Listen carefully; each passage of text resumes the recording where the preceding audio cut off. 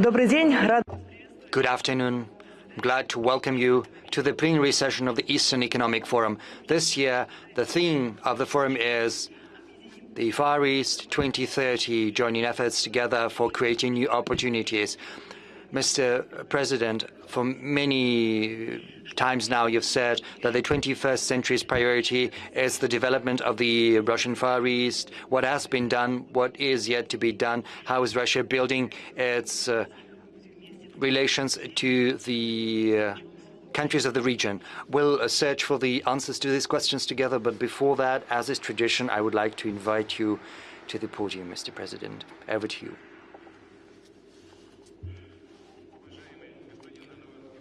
Distinguished Prime Minister Anwar, Ibrahim, distinguished Vice President Han Zheng, ladies and gentlemen, I would like to welcome all the participants and the guests of the 9th Eastern Economic Forum. Russia and Vladivostok, in particular, as a tradition, hosts business people, technical and scientific teams, CEOs of leading companies and officials in the early September. Those experts and entrepreneurs who show interest in the Russian Far East, as well as interest in the infinite opportunities this unique part of our country is opening up for creation and for mutually beneficial partnership. As we know, the development of the Russian Far East has been defined as our national priority for the whole 21st century, as our moderator has just pointed out. And life itself has confirmed the aptness and the importance of this decision.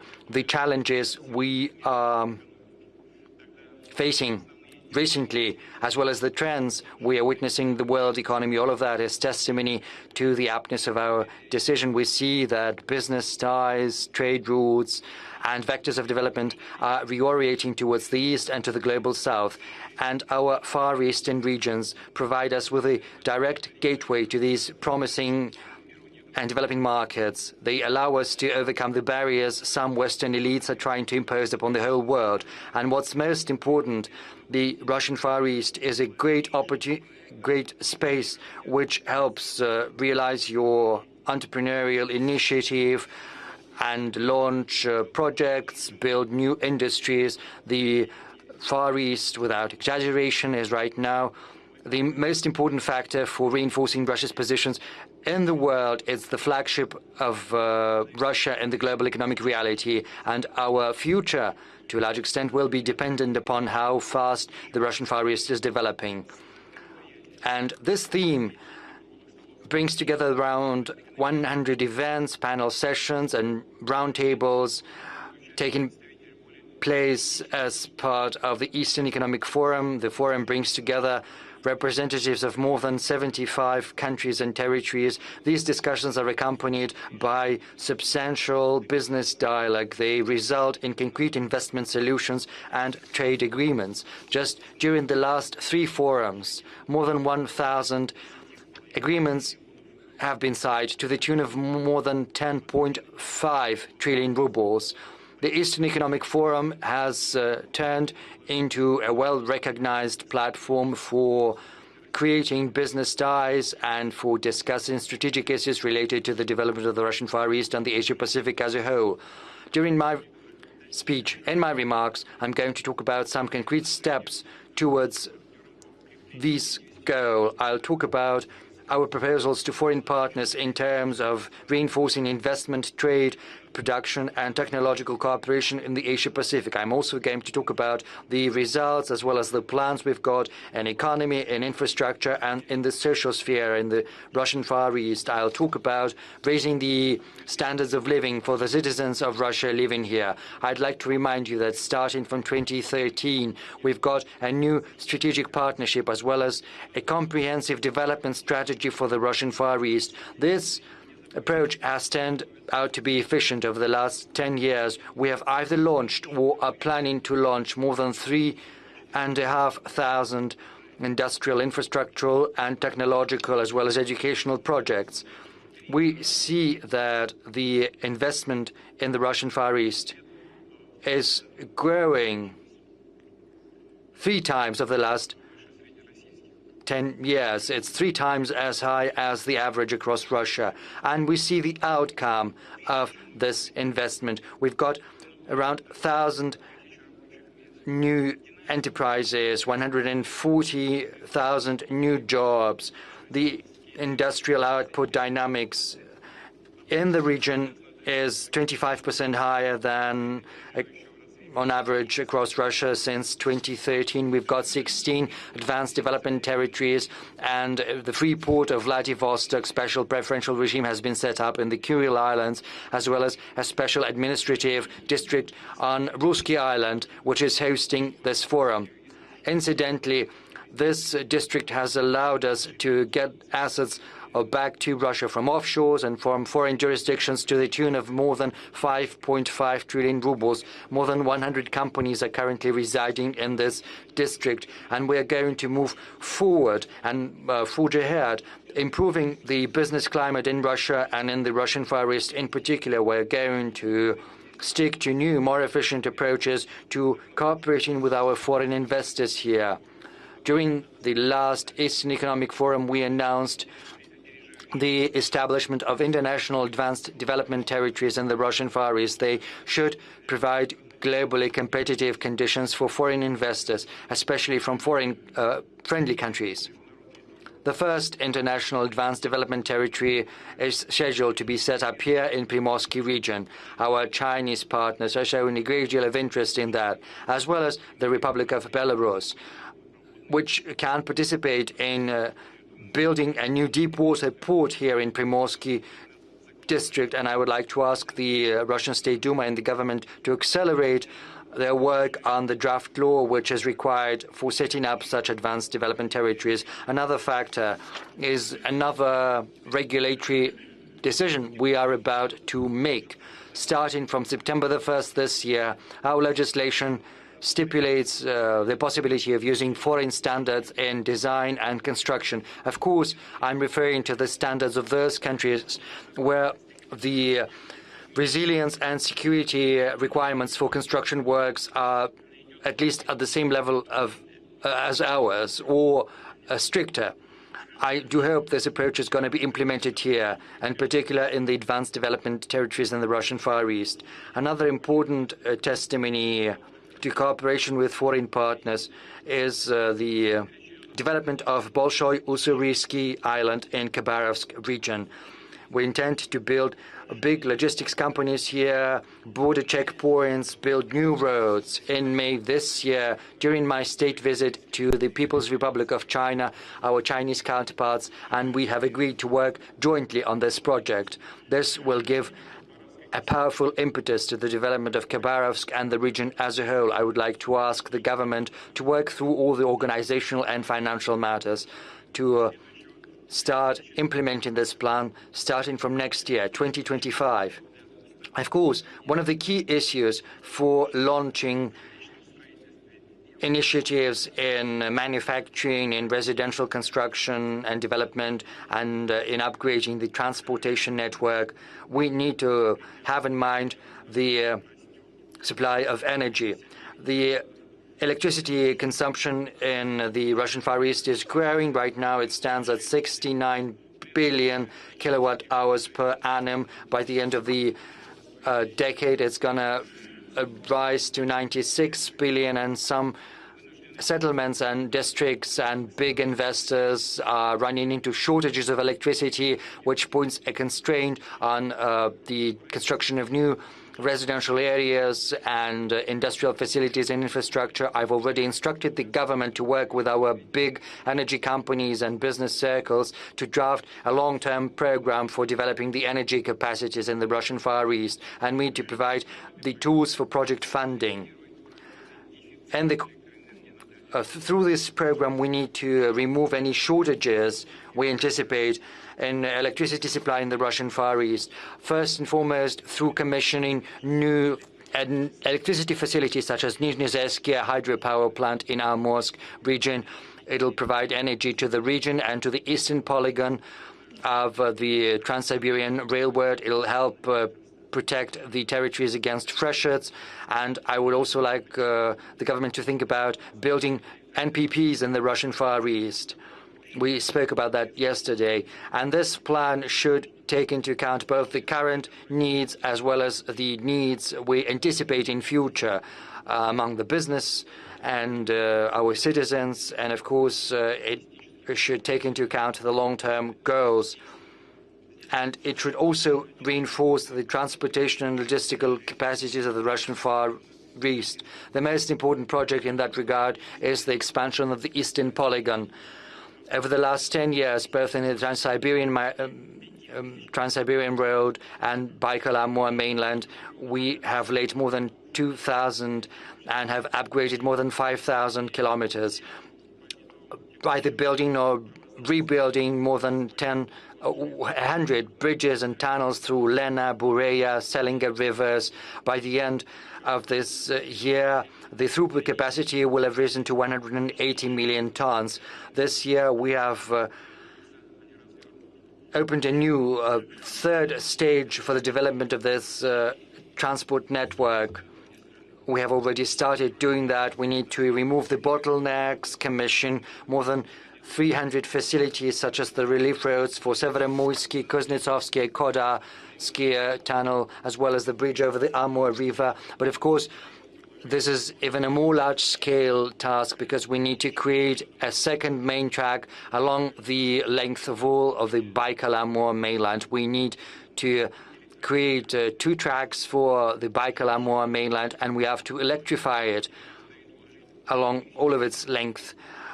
In the next 8 years, we need to lay 3,100 kilometers of the railroads. Just to draw a comparison, it's the same length that was laid when the Baikal-Amur mainland and the Trans-Siberian Road were built, and the same as was laid when the Baikal-Amur mainland was being constructed from 1974 to 1984. So currently we are building a project which, in terms of its scale, is bigger than the biggest infrastructural project of the USSR, which used to be built by all the republics of the USSR, and their forces were very strained back then. So like the Trans-Siberian Road, we need to build a new road transport corridor from St. Petersburg to Vladivostok. And I'm not just talking about increasing the throughput capacity and improving the quality, because it'll also give an impetus to internal and domestic tourism, because this road is going to go through dozens of Russian regions. There are several stages. Last December, a new road was built between Moscow and Kazan. By the end of the year, it will have stretched to Yekaterinburg and then onwards to Tyumen. There are going to be built bypasses for Omsk, Novosibirsk, Kemerovo, and Kansk. Further on, once the road has reached Vladivostok, this corridor will have stretched by more than 10,000 kilometers, including connections to border checkpoints with other countries. I'd like to remind you about the instruction I gave in my address to the Federal Assembly, namely to decrease the queues at the border and decrease the time for inspection of freight transport. It should be no longer than 10 minutes. In the railroad checkpoints, we have already reached a very good rate in terms of the time needed for inspection. In the Eastern Polygon and in other roads, railroads and roads, we have already started large-scale works, engaging professionals, engineers, designers across different regions of country. And through their dedication, they show that Russia is willing and can build fast and at a high quality, implementing infrastructural and transport projects of a national and global scale. I refer in particular to the Northern Sea route as an international logistics route. Over the last 10 years, the cargo throughput has increased by whole magnitude. Back in 2014, the cargo throughput stood at 4 million tons, whereas last year it rose to 36 million, which is 5 times the record registered during the Soviet times. We are going to improve the throughput capacity, in particular through exploring the Arctic mineral deposits, reorienting the cargo, and increasing the transit. We have a big plan for developing the Northern Sea route, building icebreakers, increasing our satellite constellation, improving the coastal infrastructure, building emergency and rescue centers to pilot these logistical routes. 2 years ago, we launched coastal voyages along the Northern Sea route. Right now, this voyage includes 14 ports in the Russian Northeast, the Arctic, and the Russian Far East. Last year, the capacity of the Russian ports in the Northern Sea route exceeded 40 million tons. This is but the beginning. We're going to increase these capacities further, modernizing the transshipment capacities, expanding the close and far-distance railroad connections, which will allow us to increase the capacity of the Murmansk transport hub to 100 million tons, and then even higher than that.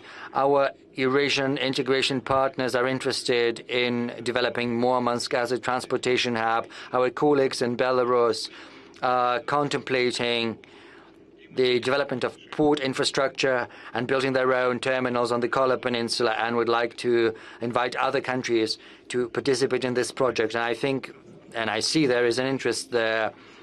All large-scale transportation and logistics initiatives Russia is pursuing are built using cutting-edge engineering, digital and environmental solutions, which creates an additional demand for the products produced by Russian machine builders and metal companies. It also creates a demand for the services provided by science and high-tech businesses based on cutting-edge approaches, taking into account the new level of quality of technological, economic, and educational capacities of the country. We need to pursue the strategic task of developing the Russian Far East. In particular, we need to further explore the subsoil resources of the Russian Far East, because currently all of Russian tungsten and tin, fluorite, as well as boron-containing ores are produced in the Russian Far East. It accounts for 80% of all of Russian diamonds and uranium, more than 70% of silver, and 60% of Russian gold. There are other key centers for production of these resources in Yakutia and Chukotka. There, the deposits have been explored for quite some time, and their capacities are limited, whereas the demand is constantly growing. So we need to ensure both the export and the domestic market. We need to ensure this resource sovereignty of the country. We need to provide uninterrupted supply of commodities and raw materials for our economy, for our settlements, providing them with fuel and commodities. We need to use most efficient Russian technologies and scientific discoveries in environment and management of natural resources. When I spoke here at the forum last year, I instructed the government to draft specific programs for surveying the mineral resources of the Russian Far East and Siberia. They should be part of the federal project, Geology, Reviving the Legend. These programs are ready.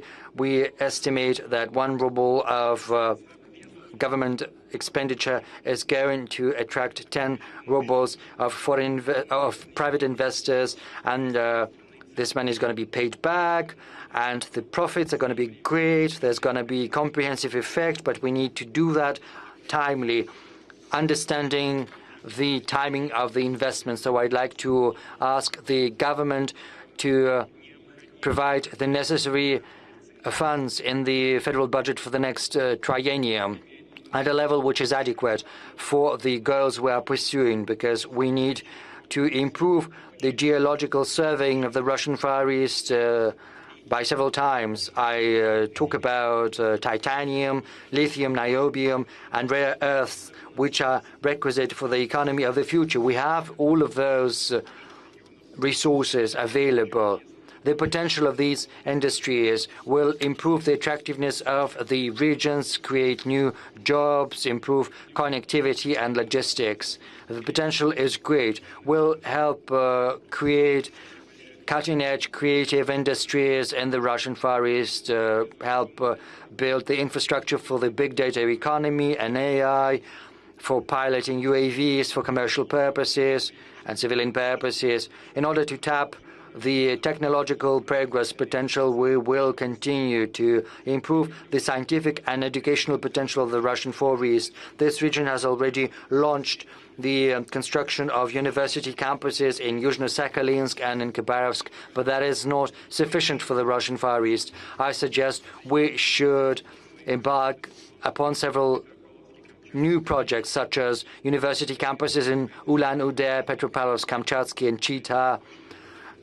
A new batch of construction is going to be implemented here for the Russian Far Eastern Federal University in Vladivostok. It'll have all the conditions for youth entrepreneurship and business incubators. We'll also develop universities in the Arctic.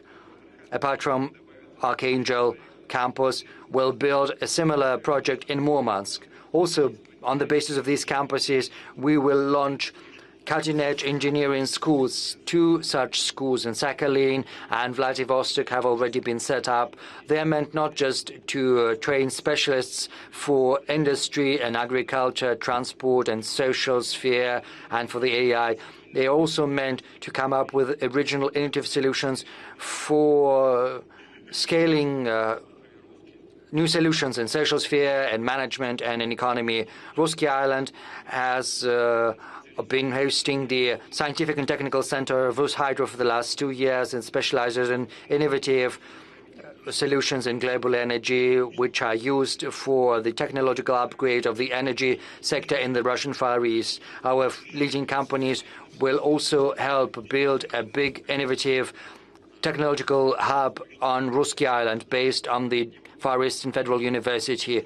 It'll concentrate on research and practical solutions in marine engineering, biotechnology, biomedicine, and other promising avenues to be pursued. I would like to ask the governments from the government and from Primorsky region to use the tool of a Far Eastern concession for the implementation of this project. I would also like to ask them to think about the tools for attracting scientists from Russia and from other countries.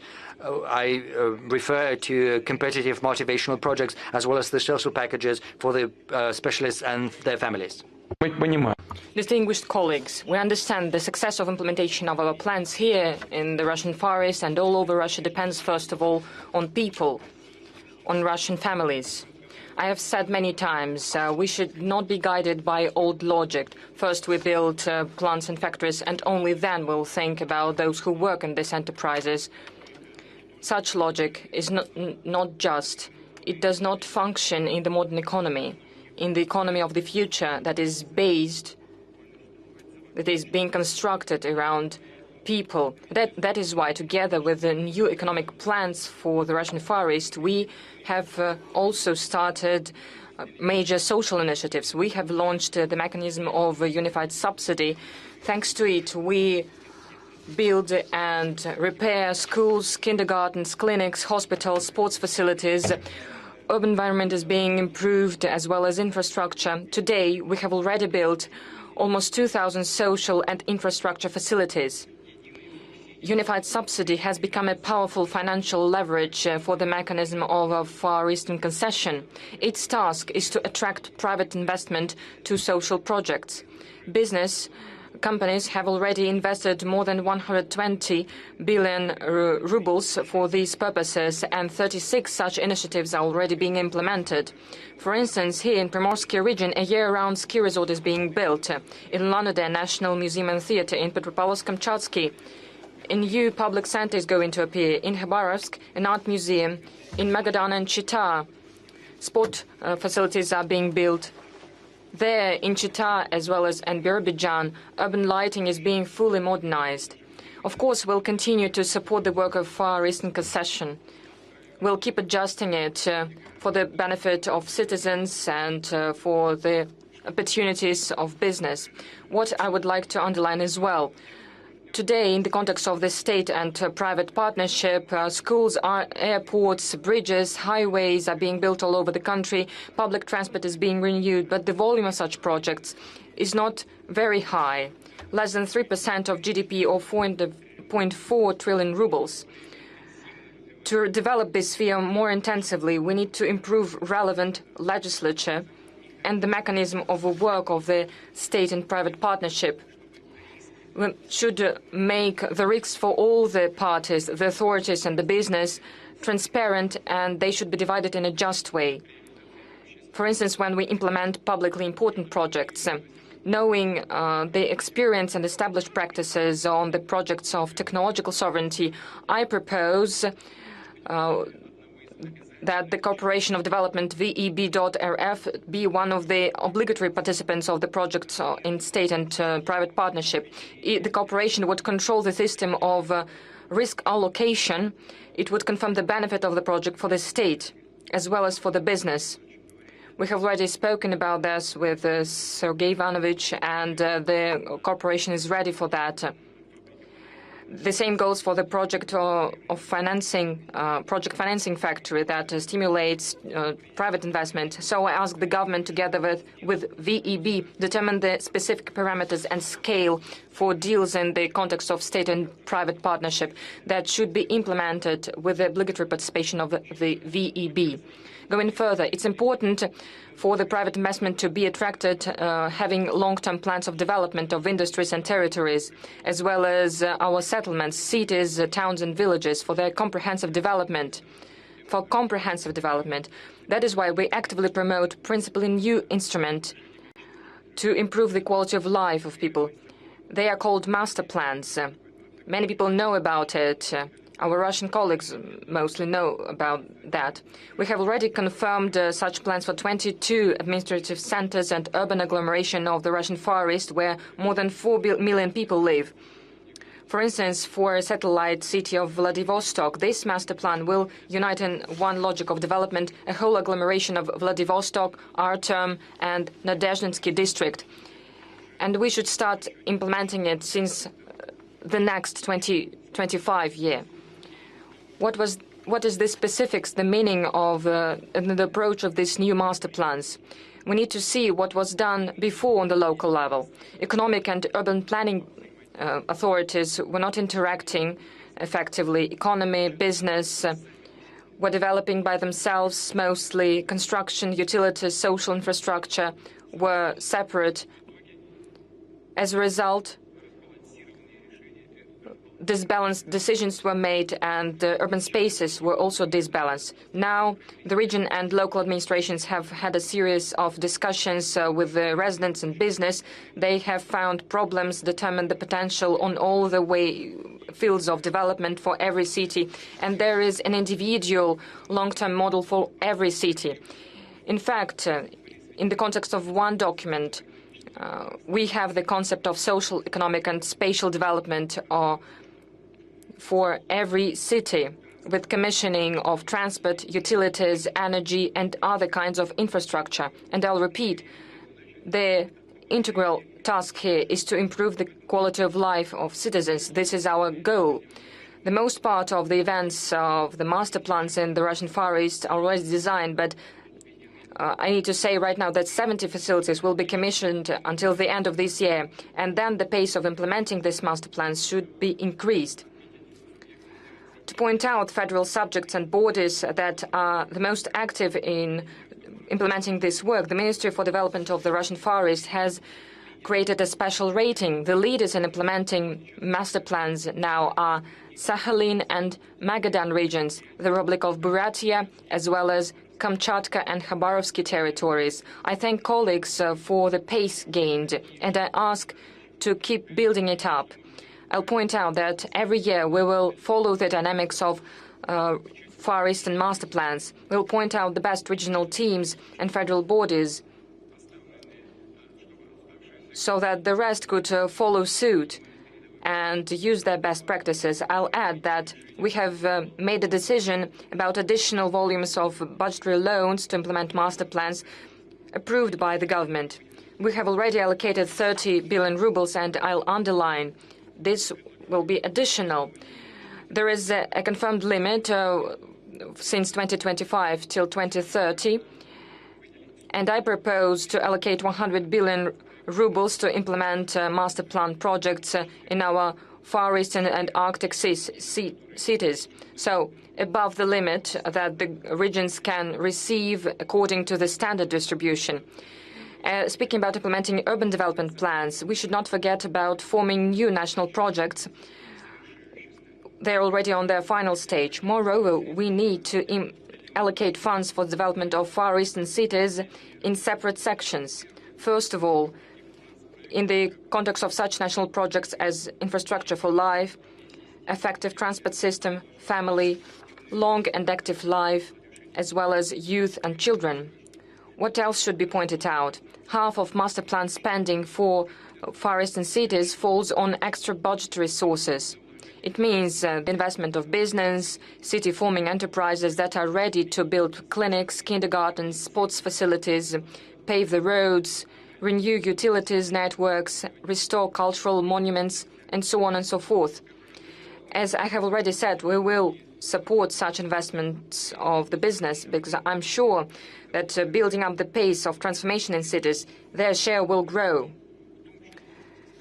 For instance, from the part of the strategic partners, big enterprises that have their social programs and actively participate in urban modernization where they develop their business.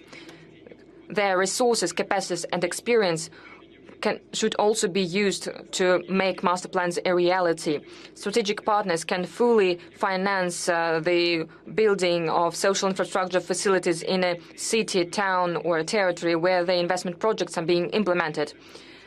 After they transfer such a social facility to a municipality or region, they can receive compensation through taxes, benefits, or other preferences, and I ask the government to determine the parameters of such a mechanism. I'll underline that the experience of the Russian Far East will be a basis to scale the practice of master plans. As it was pointed out in the message to the Federal Assembly, up to 2030, such strategic documents will be prepared for 200 settlements all over Russia. So we're going to scale this program. Now, 22 settlements in the Russian Far East, 200 settlements all over the country, including anchor cities that contribute to the strengthening technological sovereignty of Russia. Going further, comfortable urban environment and social infrastructure are an integral part of modern comprehensive residential development. Far Eastern investors implementing such projects have a right for preferences of the territories of advanced development in the context of the Far Eastern District Instrument. Now it is being piloted in 7 regions. We plan to build 1,800,000 square meters of housing where almost 7,000 people are going to live. In the recent 5 years, the volume of the annual number of housing being built in the Russian Far East has doubled, and by the end of this year we expect commissioning of 5,600,000 square meters of houses. Important determining role is being played by the Far Eastern mortgage. As you know, we have distributed it also for the participants of the special military operation. The loan at a record low 2% rate can be used by young families where parents are less than 36 years old. Moreover, this Far Eastern Hectare program can be used by employees of the enterprises of defense and industry complex, teachers and doctors. The same goes for those who live in the Arctic regions. And we are going to prolong it till 2030. I know that there were discussions in the governments about the terms of such mortgage in the future, and I propose to put a stop here and preserve the rate for Far Eastern and Arctic mortgages without change, 2% per annum.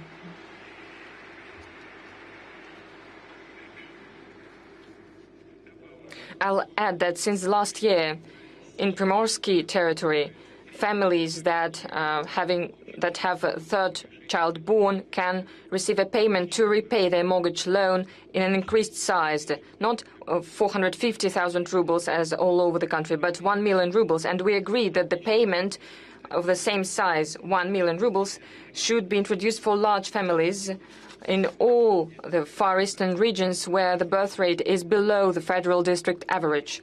And I ask colleagues to expedite the adoption of legal acts for this measure to start functioning since the 1st July of this year, saying retrospectively.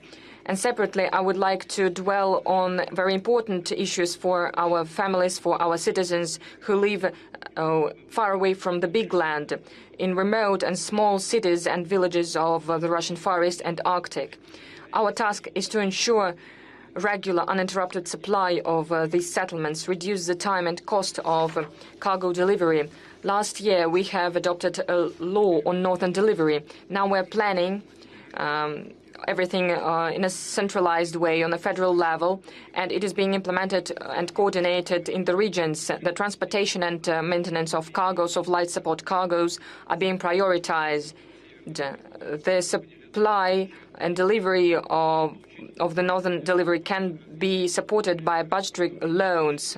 We're also going to develop the anchor transport logistic network of northern delivery, including highways, railway stations, sea and river ports and airports. Since the next year, the United Sea operator of the northern delivery is going to start working.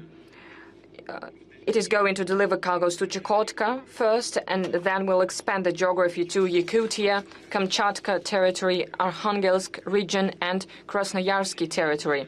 Another topic goes for the medical servicing of citizens who live in remote cities and villages. There are settlements in the Russian Far East where you can go only by railway, and they lack doctors for medical and professional examinations to provide medical help.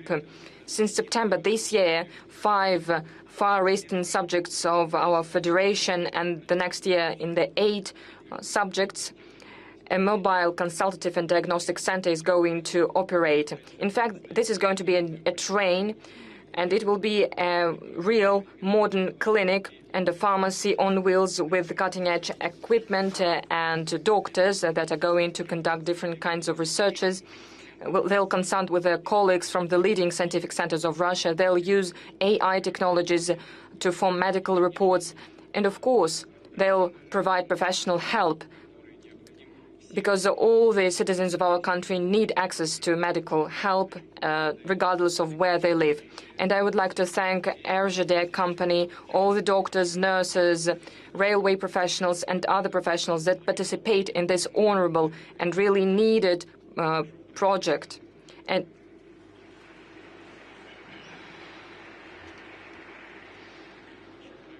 I ask the government to help the company to ensure uninterrupted work of this modern medical center and pharmacy on the basis of a train.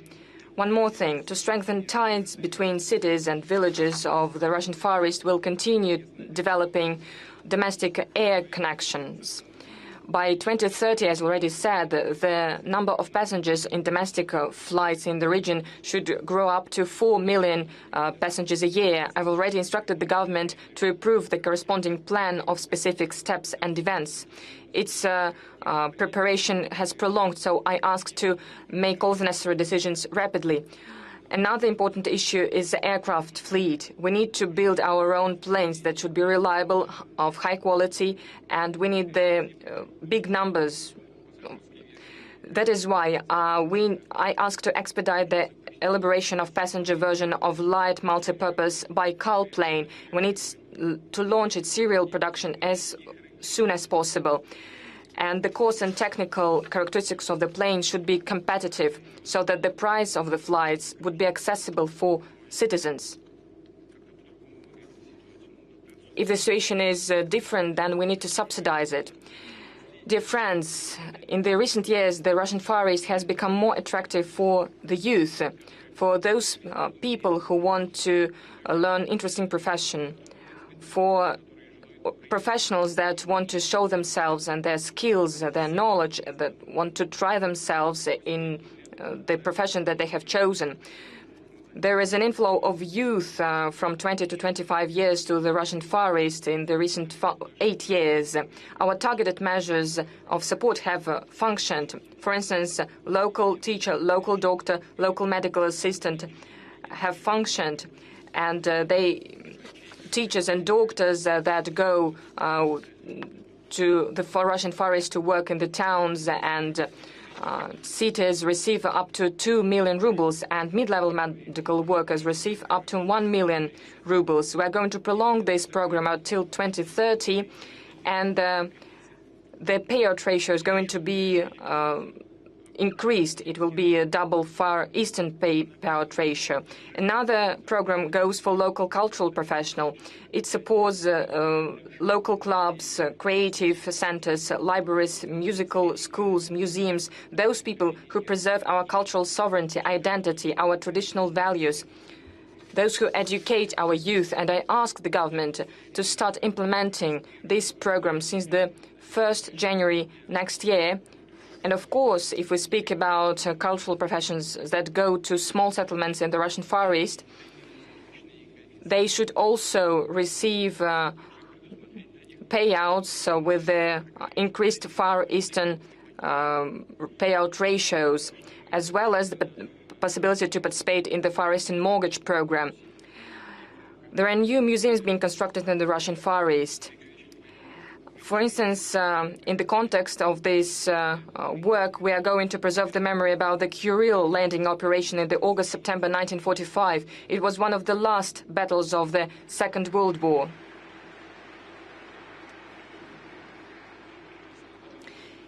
It has become the symbol of the courage of our soldiers and officers that defeated the fortifications of the enemy that seemed impregnable.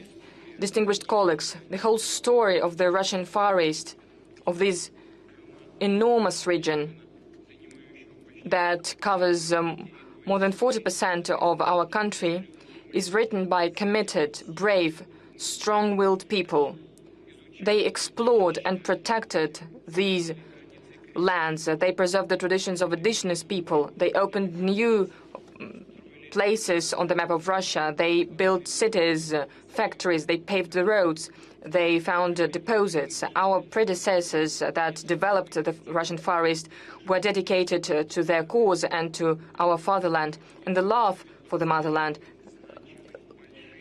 helped them to set really important big goals. Their heroism, self-sacrifice and achievements today inspire everyone for the deeds. Everyone, or different professionals, doctors, teachers, cultural professionals, teachers in universities, businessmen, all those who work in the Russian Far East are planning to connect their life with this region, including managers of the regional and municipal commons. Since 2022, there is a Muravyev-Amursky program functioning in this region. It trains the personnel for public service. It is also going to include Arctic. The program is in demand and the competition is very high, up to 80 people for a place. Young and ambitious people see that the development of the Russian Far East and Arctic is one of the most interesting and promising tasks before our country. That is why we're going to prolong Muravyev-Amursky program until 2030. I'll repeat, together, the authorities of all the levels, business community, public organizations, citizens, need to participate in implementing new national projects and programs for them to receive a wide Far Eastern dimension. This way we'll make a step forward in developing this strategically important region of Russia and improving the quality of life of people. And of course we're going to widen the ties of the Russian Far East and our whole country with foreign partners, states and companies, our friends that are interested in a solid, long-term, mutually beneficial cooperation. This way we'll continue strengthening the positions of Russia in the world. And I'm sure that together we'll achieve these goals without any doubt. Thank you for your attention. Спасибо. Thank you very much.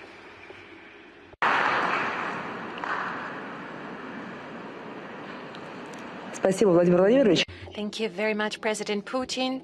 Shortly, I will give the floor to our distinguished guests, but before that, I have a couple of questions to you, if I may. If we are to look at the data of the Russian Statistics Agency for 2022, we see that the total of population of Vladivostok is a bit more than 7.8 million people. At the same period, this year, we see some migration growth and uplift in 3 regions, specifically Kamchatka, Yakutia, and Chukotka. You mentioned that over the last 8 years, we've seen a considerable uplift in the amount of young people relocating to the region. But still, we could hardly call this situation stable. And in 2023, you saw a certain migrational inflow and then later again outflow. So one of the measures that could help us motivate people to stay in the Far East are those master plans that you mentioned in your speech. So how do you think, in order to make life of people here at the Far East better, what should be done? I understand it could take a long time to answer this question. Definitely. We certainly need to do more than we have done up until now, but at least we need to focus our attention on 2 major aspects. First one, we need to constantly improve the environment and conditions of living here in the region. We need to create more workplaces. And secondly, we need to make sure that living in this region is comfortable and pleasant. And most importantly, we need to make sure that every single person, every single family has a clear understanding that this intention is here to stay, that the planning horizon is long. Our intentions are serious, and by staying and working here in the region, you will create great prospects for yourself and your children. So seeing this future, seeing those prospects in the long run is crucial. First and foremost, we're interested in the influx of younger people here to the region. They are our future. We want them to set ambitious objectives, and we need to create necessary conditions for implementation of those goals. That's the major thing. And just one more question, if I may. You've already mentioned that the experience of the Far East in implementation of master plans will be scaled to other regions. How exactly will that happen? I've mentioned already that a certain novelty, if you could actually call it a novelty, is that we need to combine our spatial development and economic development. Because in the Far East and in Siberia, well, back in the Soviet times, how was the process structured?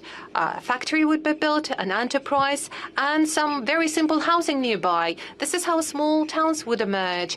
There would be just one big enterprise, and around this enterprise, some kind of a small, hectic town would come up where people would live. This is the way how Baikal-Amur mainline would be built, and many other enterprises were evolving in this particular manner.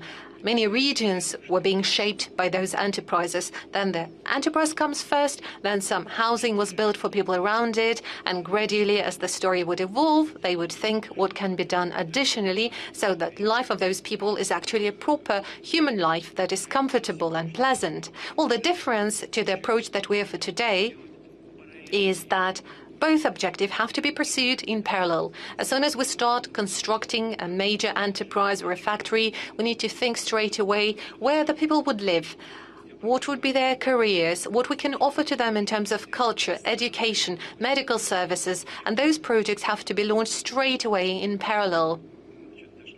I'm not even going to name them. I wanted to do that first, but I decided not to, because I'm sure not all of it is most probably completed exactly in the manner we expected to. I don't want to say something and then you would catch me by the word and say, well, this project is not actually finished. That is true. That may be the case. But the major principle is exactly as I stated, to do this work in parallel on creation of the infrastructure for people and development of industry and economy in the broadest meaning. Thank you. And now, as promised, I would like to give the floor to our distinguished guests. I apologize. I'm very sorry for interrupting. As I mentioned, there are 22 residential locations that we try to develop right now according to those principles. And generally, in the nearest years, we are going to focus on more than 200 locations all around the country. Thank you. And now it is my honor to give the floor to His Excellency Prime Minister of Malaysia. Your Excellency, Mr. Ibrahim, please proceed.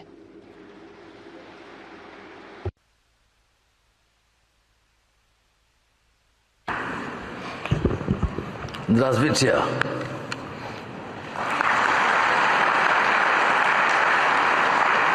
Dear President Vladimir Putin, Vice President of China Han Zheng, Excellencies, distinguished guests, ladies and gentlemen. First and foremost, I would like to express my gratitude to President Vladimir Putin for inviting me to this preeminent and momentous forum here in Vladivostok. It is also momentous for me on a personal level because, believe it or not, this is my very first visit to Russia. More than 50 years ago, when I was still an active youth leader, I flew Aeroflot and transited Moscow airport on my way to Belgium for the International Youth Conference. We were not allowed to disembark, only to the transit hotel. So I never got the chance to set foot on Russian soil. And it is real pleasure here to be finally in Vladivostok, where history blends seamlessly with progress and where the vastness of Russia meets the boundless promise of Asia Pacific. As a crossroads of commerce, this city has been shaped by diverse influences, reflecting a rich heritage of Russian and East Asian traditions, making Vladivostok a concert of cultures. Beyond its economic significance, Vladivostok holds a distinctive place in Russian history as a vital seaport and eastern terminus of the legendary Trans-Siberian Railway. This city truly embodies Russia's connection with the East. Here we find a powerful symbol of our gathering, a convergence of geography, ideas, aspirations, and futures. Since its inception in 2015, the Eastern Economic Forum has consistently drawn visionaries and leaders from around the world. This is fitting, as Northeast Asia, which includes the Russian Far East, is a region of vibrant economic dynamism and immense potential. Indeed, it contributes about a fifth of the world's GDP. I would therefore like to thank President Putin for his vision and leadership in establishing this forum, which continues to foster meaningful dialogue and collaboration.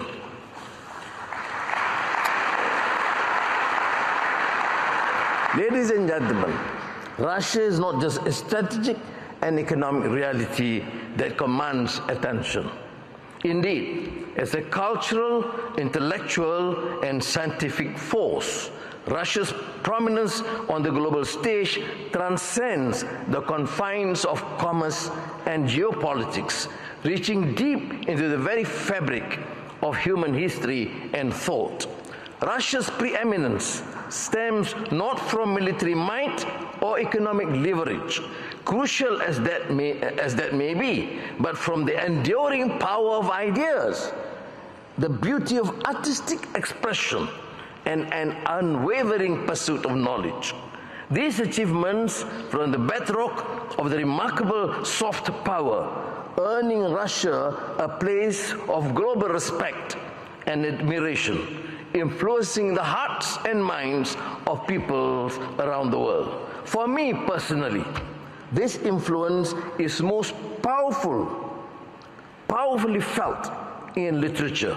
I say this with earnest conviction because having drunk deeply from the wellsprings of English and Malay literature in my early education, and then later having immersed in the works of Dante, Shakespeare, and Milton, I do believe that life would be so much poorer without literature, particularly Russian literature.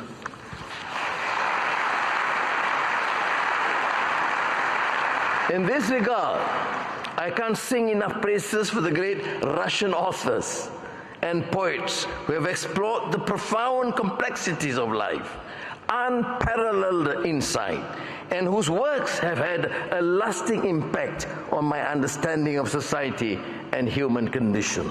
For instance, the works of Fyodor Dostoevsky and Leo Tolstoy, just to name a few, delve into the moral and philosophical dilemmas that define what it means to be human. While Dostoevsky challenges us to engage with the intricacies of faith, doubt, and the human soul, Tolstoy invites us to reflect on the nature of power, responsibility, and the passage of time. Transcending the literary significance, the appreciation of Russian literature manifests the depth of this great nation's impact on global thought and its capacity to inform our understanding of our own ideas, roles within the border currents of history. Furthermore, the appeal and power of Russian literature extends beyond its philosophical underpinnings. Writers like Chekhov, Pushkin, Pasternak, and also my favorite Tsarina Anna Akhmatova have brought to life the joys, sorrows, and struggles of everyday existence with a realism that has resonated with me deeply. Ladies and gentlemen, in its pivotal role in advancing human knowledge through science and technology, Russia has consistently pushed the boundaries of possibility, from pioneering efforts in space exploration to groundbreaking work in nuclear physics and cybernetics. And you have heard yourself the vision and the plan expounded by President, which covers a comprehensive area, which is developmental as much as it is human. These contributions reflect a deep-seated commitment to understanding and mastering the natural world, underscoring Russia's importance in the collective progress of humanity. We are witnessing a troubling trend of protectionism that threatens to fragment the global economy. The rise of tariffs, trade barriers, and restrictions on technological exchange constitute troubling developments. In this regard, the rise of the global south does not signify merely a shift of economic power, but a reconfiguration of global influence, encompassing countries across Asia, China, India, Africa, and Latin America. The global south is on a trajectory to play a pivotal role in reshaping the future of the world economy.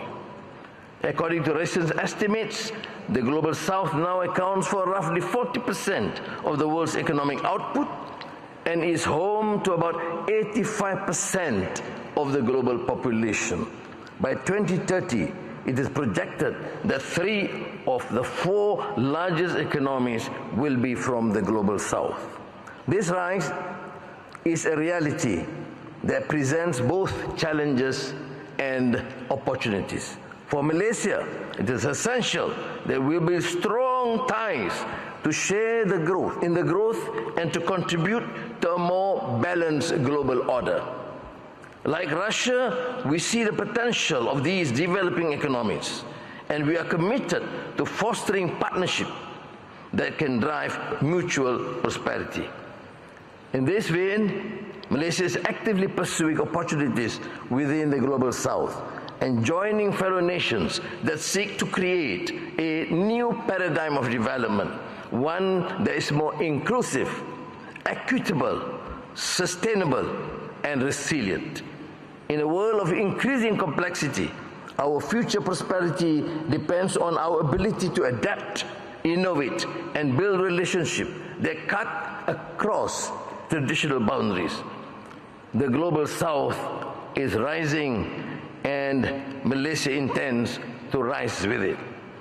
Being an open economy, Malaysia prides itself on doing business with the entire world, and we have benefited greatly from being a vital node in globalized supply chains. Central to this effort is the Madani economic framework, which has implemented structural reform initiatives to trailblaze a more sustainable, inclusive future path for our nation.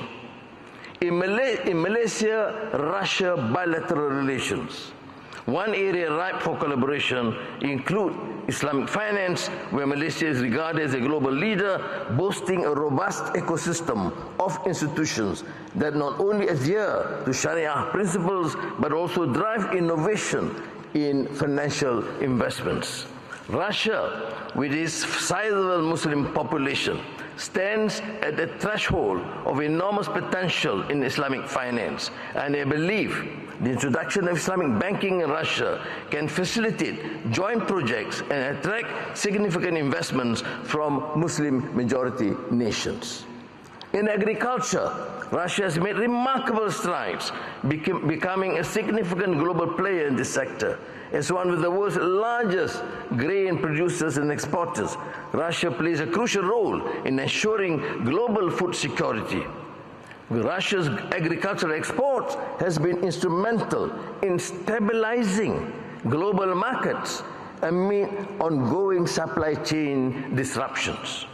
Turning to education and research, Russia has a long-standing reputation for excellence, particularly in STEM, science, technology, engineering, and mathematics.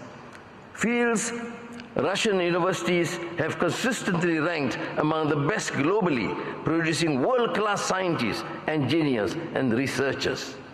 The recent establishment of the Russian-Malaysian High-Tech Center in Malaysia underscores our commitment to fostering technological innovation and academic excellence. In facilitating cooperation in developing high-tech solutions, particularly in energy efficiency, data transmission, and smart city technologies, we can harness our collective strength to drive innovation and address the challenges of the 21st century. Additionally, the strive for cutting-edge advancements such as AI and semiconductor technologies should be guided by humanistic and altruistic values to ensure that tech rivalry and inequity do not result in the hindrance of free trade in a more fragmented geopolitical landscape. Ladies and gentlemen, as upcoming ASEAN chair, Malaysia will not only focus on strengthening existing ASEAN mechanisms and institutions, but also find synergies with other regions and key dialogue partners to foster development and prosperity. In forging ahead with this approach, of utmost priority will be the need to reinforce the paramount principles of ASEAN centrality, which constitutes the linchpin for consensus building that in turn binds member states in cohesiveness action. We will intensify engagement with other sub-regions and leveraging ties with our strategic partners, including Russia.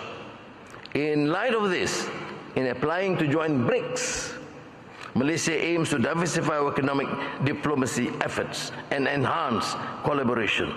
I would like to take a moment to express my profound thanks and gratitude to President Putin for his gracious invitation for me to attend the forthcoming BRICS summit in Kazan in October.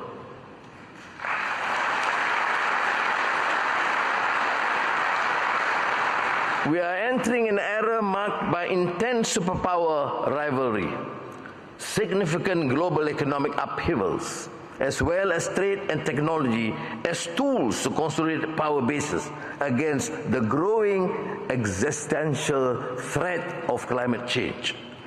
Together, we should continue to cooperate, speak in a unified voice, and exchange ideas and strategy to best policy practices to build a future of even greater peace and prosperity in Asia and the world. Excellencies, ladies and gentlemen, as we chart the path forward together, let us remember that the true strength of our partnership lies not only in the agreement we sign or the projects that we jointly undertake, but in the shared vision and mutual respect that bind our nation. Bolshaye spasiba. Thank you. Спасибо. Thank you. Thank you very much.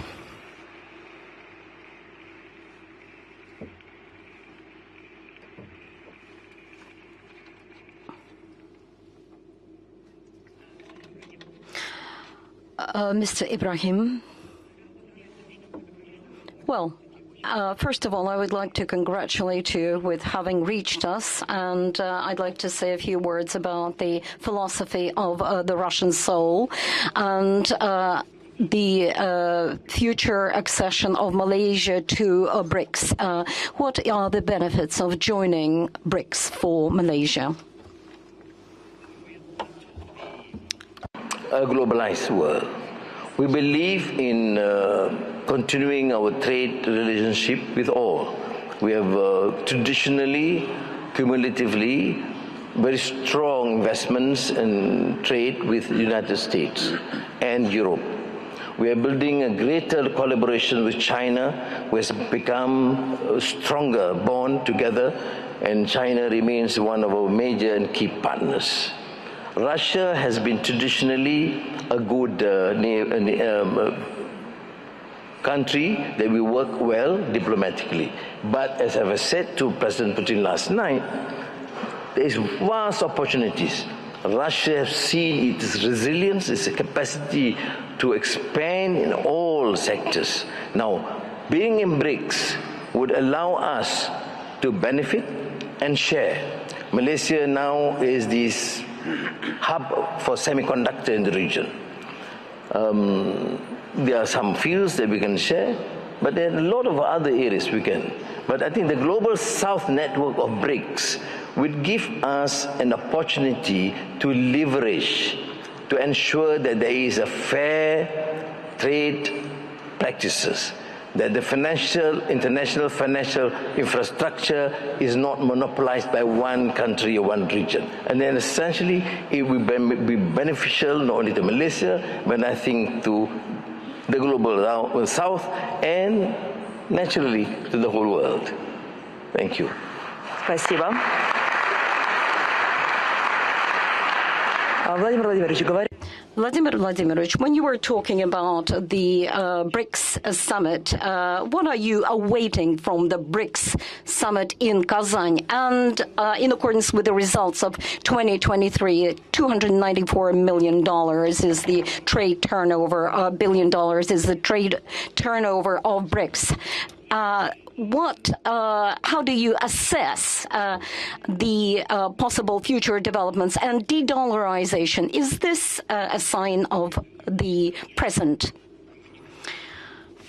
Well, above all, we are not conducting the policy of de-dollarization. We continue to conduct settlements in dollars. We were kicked out from dollar settlements. But this is not the main point. The main point is that the currency of any particular country reflects the economic power of the country. And the bigger the economy, the more partners it has, the more popular is the currency for trade settlements.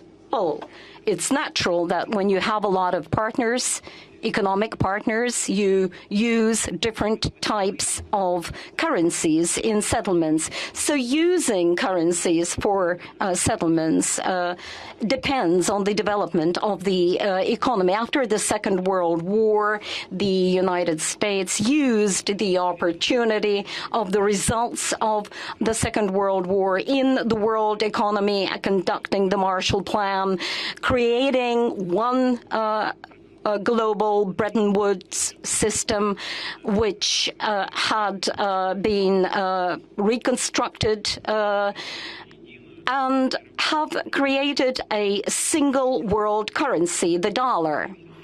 And it all dependent and continues to depend on the power, on the capacity of economic growth and the economy of the country. And Prime Minister of Malaysia has just mentioned that trends, there is a shift of development of the economy on a global scale. Global South accounts for more than 50% of GDP. World GDP.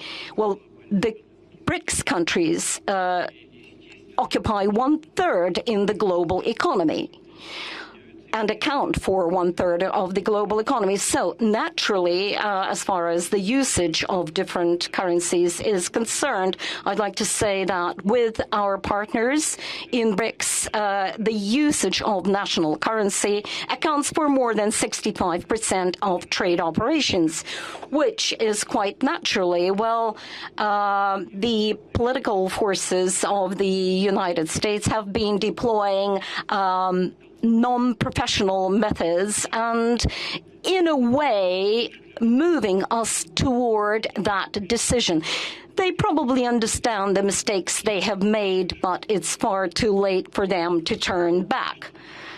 They think and they see that something should be corrected, should be altered, because the instruments they've been using are not working.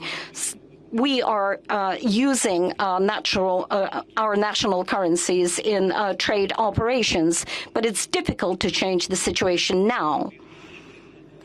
Because in changing anything, they would have to accept making mistakes. So they've been calculating in such a way that we would be destructed, which hadn't happened, but the tendencies are obvious. And the tendencies of development on the global scale are actually moving us towards using national currencies in settlements today. As of today, Chinese economy on the parity of buying capacity is more than half of the world buying capacity. So the volume of buying capacity and the parity of buying capacity is larger. The U.S. occupies the second place in the world, but China is growing, and the Chinese currency is used for trade and by trade partners in settlements. And currently, it's Russia is in the third place. We have taken over Germany in this case, and we have taken over Japan. It's true that Japan and Germany have a lot of beneficial trends of development as they are operating in high-tech spheres, but the volumes in our country are higher because we have more opportunity to invest into prospective areas of development. And this is not connected only with political conjuncture. You see, the Europeans and the Americans have made such steps that are moving forward the development of national currencies. As for the development of ties between BRICS countries, they are growing, they are strengthening. In 2005, we formed BRICS. Russia and China were then joined by Brazil. Now we have expanded the number of members. More than 30 countries More than 30 countries of the world are ready to cooperate and work within the BRICS, and some of them are ready to join BRICS.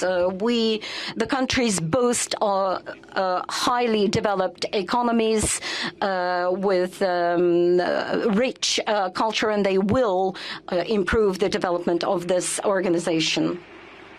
Thank you. And I would like to turn to one other member of BRICS. I would like to give the floor to Vice President of the People's Chinese Republic, Mr. Han Zheng. Welcome.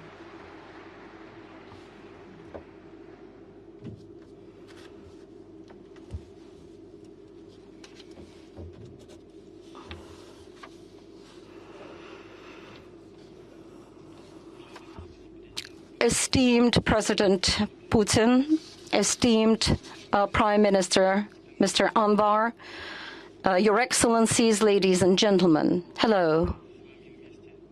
I'm very glad to take part in the 9th Eastern Economic Forum. Allow me, on behalf of the President Xi Jinping, to congratulate you with the beginning of the work of this forum. Vladivostok is a window to the world for the Far East and Eastern countries. And thanks to President Putin, Vladivostok organized the first Eastern Economic Forum 9 years ago. This is a very important foundation for the development of cooperation between Eastern countries.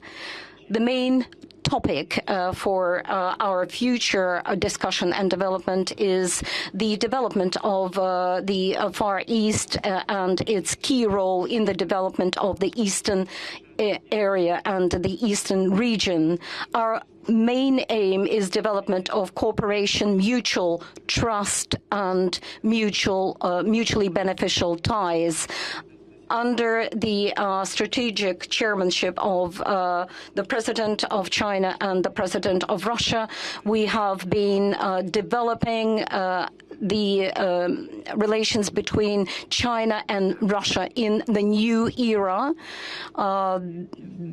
This year, the presidents have met in Peking and Astana and have drawn up plans for multilateral development of ties between the countries to commemorate the 75th anniversary of the establishment of diplomatic ties between Russia and China. We will overcome all the difficulties following this path, and on this path, solving and resolving the burning issues for our countries and developing mutually beneficial ties in the economy and developing the economy. The Far East and China are geographically close, and they have a lot of benefits in the development of trade, investment, energy, and transportation connectivity. Being natural partners, China has been the largest strategic trade partner for the Far East. The trade turnover between Far East and China in 2023 was $33.8 billion, having grown by 54%. Currently, in the northeast of China, we are cultivating the openness of China in connection with the development of ties with the Far East and Russia.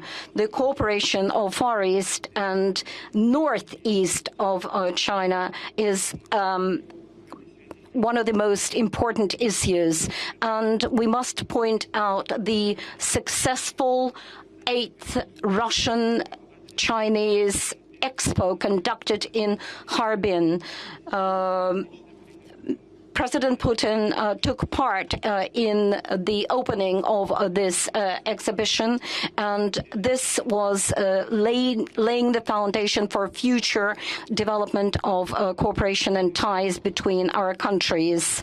We are ready, together with the Russian government, to be guided by the treaties and agreements on the development of trans-border structures and infrastructures to grow the scale and the quality of our relationship and cooperation and continue the long-term development of Chinese and Russian relations, to make a contribution into the prosperity and development of the region. On the basis of the changes which have taken place on the international arena, and our hopes towards peace and peaceful coexistence are becoming the main trend. The initiatives on global security and global initiatives of the development of civilization, which were put forward by President Xi Jinping, have become the main trends for the development and given impulse for the development of mutually beneficial ties and development of our countries. We are ready to consolidate our efforts in bringing peace and prosperity to the region and the world. In connection with that, I would like to propose the following. Firstly, to adhere to the principles of openness and inclusivity, to cooperate in the sphere of different trade and cultural ties, and to focus towards mutually beneficial ties and mutual benefits, to counter protectionism and counter unilateral sanctions and pressure on countries. We are ready to strengthen fraternity and on the basis of principles of openness and mutual respect in continuation of mutual development, to foster mutually beneficial cooperation is important in order to achieve high results in the development of Southeastern Asia and for the prospective development of the region as a whole. We're working to find new points of mutually beneficial ties and stable, seamless supply chains in such new areas as artificial intelligence, green economy. For the future development of our countries. The third point is to provide for comprehensive security in the region. Security is the foundation of safety. Safety is the result of strengthened security. And the world is developing on a global scale. We need to combat the mentality of Cold War and the usage of double standards. The peace and stability, which are the prerogatives of Northeast Asia, is our main aim. We are ready to strengthen our ties and friendship in order to provide for the security of the whole region and on a global scale. Esteemed ladies and gentlemen, the third plenary session of the Communist Party of China has taken place not so long ago, and Chinese modernization follows along the lines and plans for its future development on a high level of openness, strengthening of ties, opening up the region for peaceful coexistence between countries. We are ready to develop modernization and on the basis of mutually beneficial cooperation between countries and on the basis of flourishing economy on a global scale.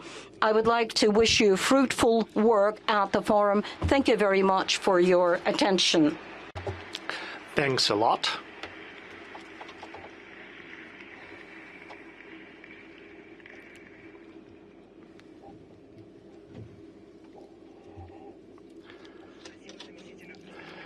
Thanks to the Deputy Chairperson of the Chinese People's Republic, and I would like to talk about the acute issues of the agenda, and it refers to the development with the IPAC and the armed forces of Ukraine are striking the facilities in the border areas of Russia. How do you assess the situation at different fronts and in the border areas? What are the perils taken into consideration that the strikes are against the NPPs?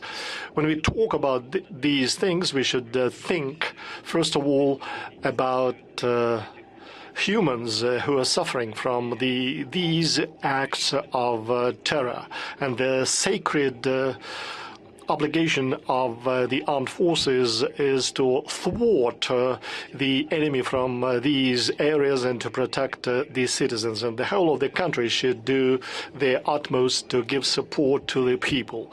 And the goal of the enemy was to force us, getting jittery and moving the troops from one sector of the front to another and stop our advance at the key front areas in Donbass, first of all. And the advancement in these areas is our ultimate goal.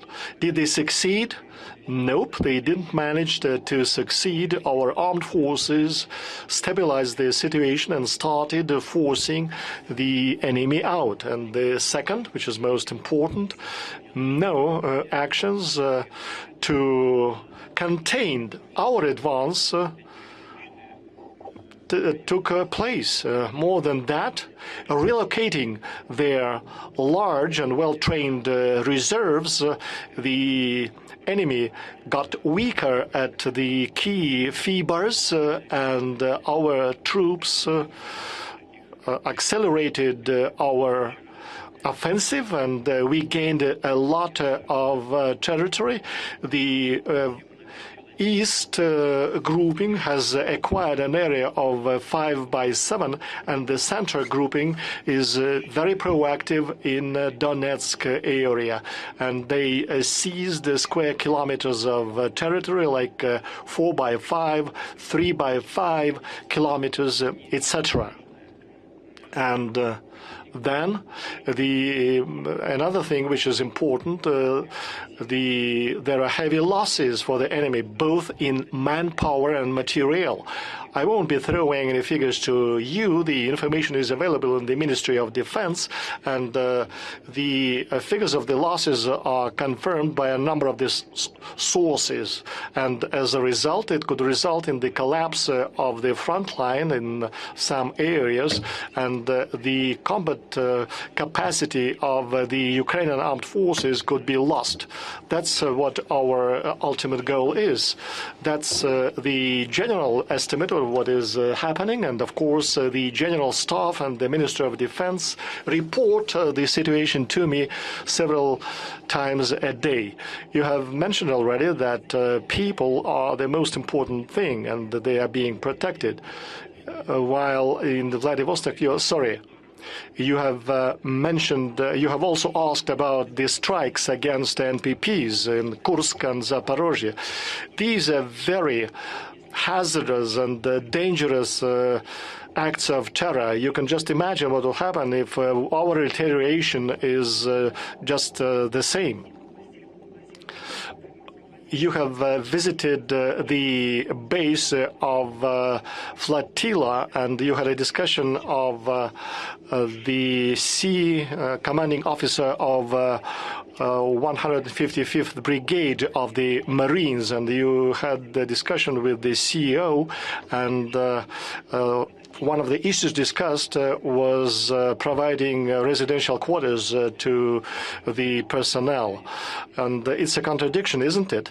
And not quite. And the brigade commander of 155 did not have been talking about householding the things, but actually it was me who has been looking for the place to build residential quarters, and I'm sure that it is necessary to implement the construction plans in time, and they will be fulfilled. And of course, the other commanding officers have raised different issues about the well-being of the soldiers, and I have been talking with the CEO of 118th Brigade and of the Pacific Fleet, and of course there are some requirements for the residential quarters for the personnel of the boys who are fighting over there, and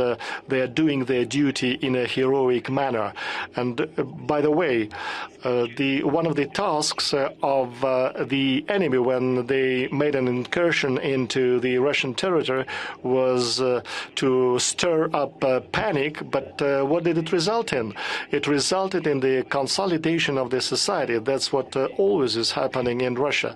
It is signified by the fact that the number of the men who are signing contracts with the armed forces has grown. Another thing, as far as social welfare of the servicemen is concerned, the country should take care of it. And the CEO of the 110th Brigade of the Black Sea Fleet stated that the authorities over there are prepared to allocate land, and if the land, the plots of the belonging owned by the Ministry of Defense are not enough. So I had a discussion. The necessary resources will be allocated. You have mentioned that Kiev might start negotiations with Russia if there is a failure of their offensive in Kursk region. I have mentioned it already that we have already coordinated all the parameters of peaceful cooperation with the representative of Kiev. That was reached. We have come to terms about everything. More than that, the head of the delegation of the Ukraine, and who is still the head of the ruling fraction of the party in the Ukrainian parliament, has endorsed those agreements. It was necessary to iron up some subtleties, but still he has his endorsement. And then Mr. Boris Johnson of the UK came and he instructed the Ukraine to fight till the death of the very last Ukrainian. That's what's happening now, trying to achieve strategic loss of Russia, but that's not happening, and that the authorities of the Ukraine have stated that had they been implementing what was agreed on, the war could have happened a long time ago, had they not been listening to the instructions from the third parties. We have never refused to talk with them, but not on some wishful thinking ideas, but based on the documents that have been already agreed on and endorsed between the two parties. And is there any understanding of what country could be a mediator if the further negotiations occur? We respect our friends and partners who, I think, are sincerely interested in addressing all the issues and resolve all the issues associated with this conflict. First of all, it is Chinese People's Republic, Brazil, India. I'm in contact with my partners, and I have no doubt that the leaders of these countries, and we have the relations of trust and confidence with one another, will be really interested and provide a helping hand. And the whole trouble started with the coup d'etat in Ukraine in 2014. They keep telling us about the human rights and about the principles of the rules of law, but what was the coup d'etat then? It was a bloody coup d'etat which resulted in a part of the population of the Ukraine not agreeing with what had happened. They started fighting for their right, and it resulted in the ongoing conflict. But the other parties try not to recollect, to think about it and to remember it, but we are aware about it, and we will be protecting the interests of the people who are close to us and who are Russian speakers and who are the bearers of the Russian culture that Mr. Anwar Ibrahim has been talking at length about today.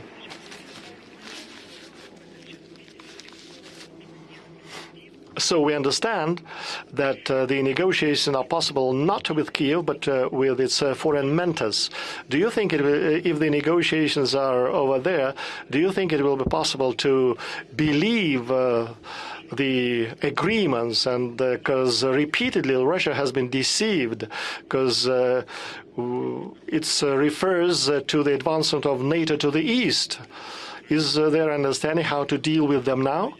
We understand who we are dealing with, and these are the parties and the people who disregard the opinion of the others and then do not stand on their word, and they violate the signed agreements, the legally binding documents, but we should look for such guarantees and assurances that could be working. But the most important guarantee and assurance of security is the growth of Russia's economy and military potential of the Russian Federation, and reliable and stable relations with our partners and allies. Mr. Anwar Ibrahim, we have discussed it now with President Putin that Russia has been trying to find a peaceful solution. And why do you think the negotiations in Istanbul were a failure and the negotiations failed? I happened to be on a visit to Istanbul, and President Erdogan asked me to extend for a day because he was busy monitoring the development of the progress of the negotiations. And naturally I knew, and I thought at that time that the issue will be over, because apparently both parties have agreed the principles and the parameters. So I think I am of course of the view that you must secure peace, and it will help immensely not only to these two countries but the entire world, because it is disrupting the global chain supplies and etc. But you must start from somewhere, and as I understand, the parameters laid down in Istanbul was probably the basis for that understanding, and should work from there. And I think both sides have agreed, and I think President Putin is right. We support the initiative, but we must begin somewhere with the parameters that is fair and just. And one cannot renege on a commitment on these issues. And I think most countries should then implore that some basis, particularly that was agreed upon, must be honored, so that we can secure peace as soon as possible. Александр, извините. Да, вы сказали о том, что нам не удалось. You have mentioned that we have not agreed with with the help of President Erdogan, but we did manage to come to terms, to agree, and the document has been endorsed by the Ukraine. It means that on the whole, these agreements and the terms and conditions of the contract satisfy the Ukraine, and the only reason it was not implemented because they have been instructed and lectured not to live by the contract, and the ambition of the West was to reach a strategic loss, strategic defeat for Russia, to break it into pieces, and they believe that here is the manna from the heaven, and they will manage to achieve the strategic goals that they've been striving to achieve for centuries. Boris Johnson came and he said, no, keep fighting, and that's why they're still fighting. I was under the impression that those that are the leaders of the Ukraine are aliens or foreigners for their own countries. They do not think about the destiny of their own country, because such heavy losses, I don't know what they will be doing in the future. It is necessary now for them to bring down the age bracket to drafting people and doing what they did in Nazi Germany, Hitler Jugend, but that will not help. The next step will be to draft students, and it will bleed the country. And I'm just under the impression that it's not their peoples, but the relatives of the leading elite live abroad. They hop abroad, and that's it. So they're just covered, and they proclaim the nationalistic slogans and fooling their populations. But once again, I would like to state that if there is a desire of the Ukraine to carry on with the negotiations, I can do that, but based on the agreements that were achieved in Istanbul. And another subject matter, there is such a notion as Malaysian economic miracle, thanks to the economic zones that you have set up. What are the conditions for business, and are Russian companies welcome there? Yesterday and even this morning,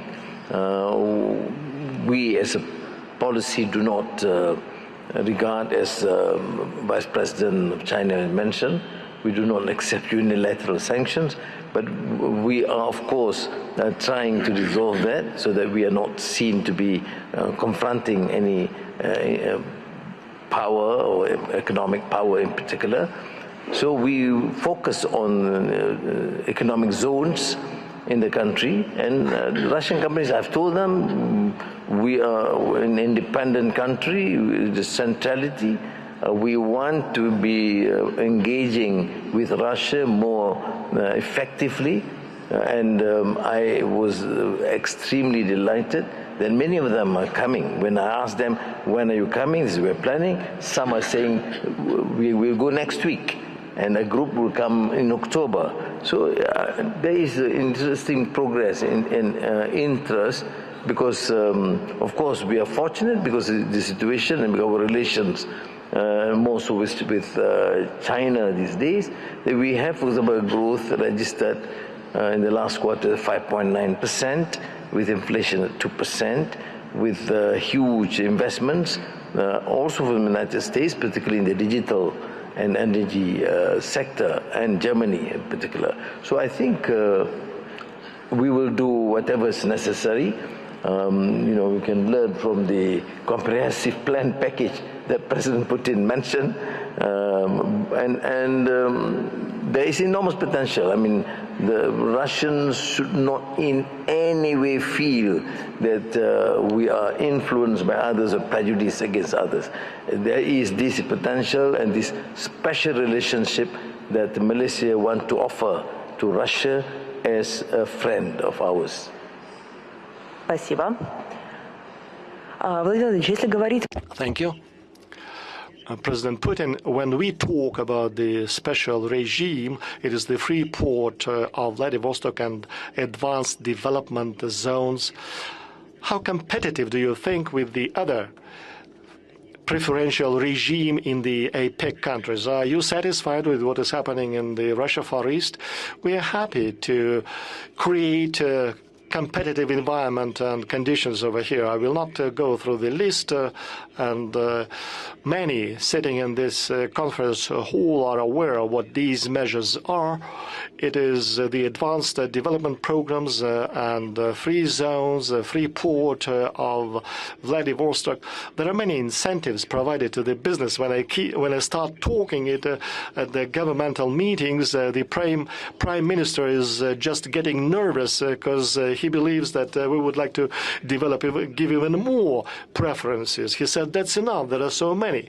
The deputy premier of Chinese People's Republic just referred to the economic forum in Harbin, and he was over there. He was sent to Harbin by Mr. Xi Jinping, our great friend, and I am thanking to the deputy premier for the work that took place over there. It was very interesting.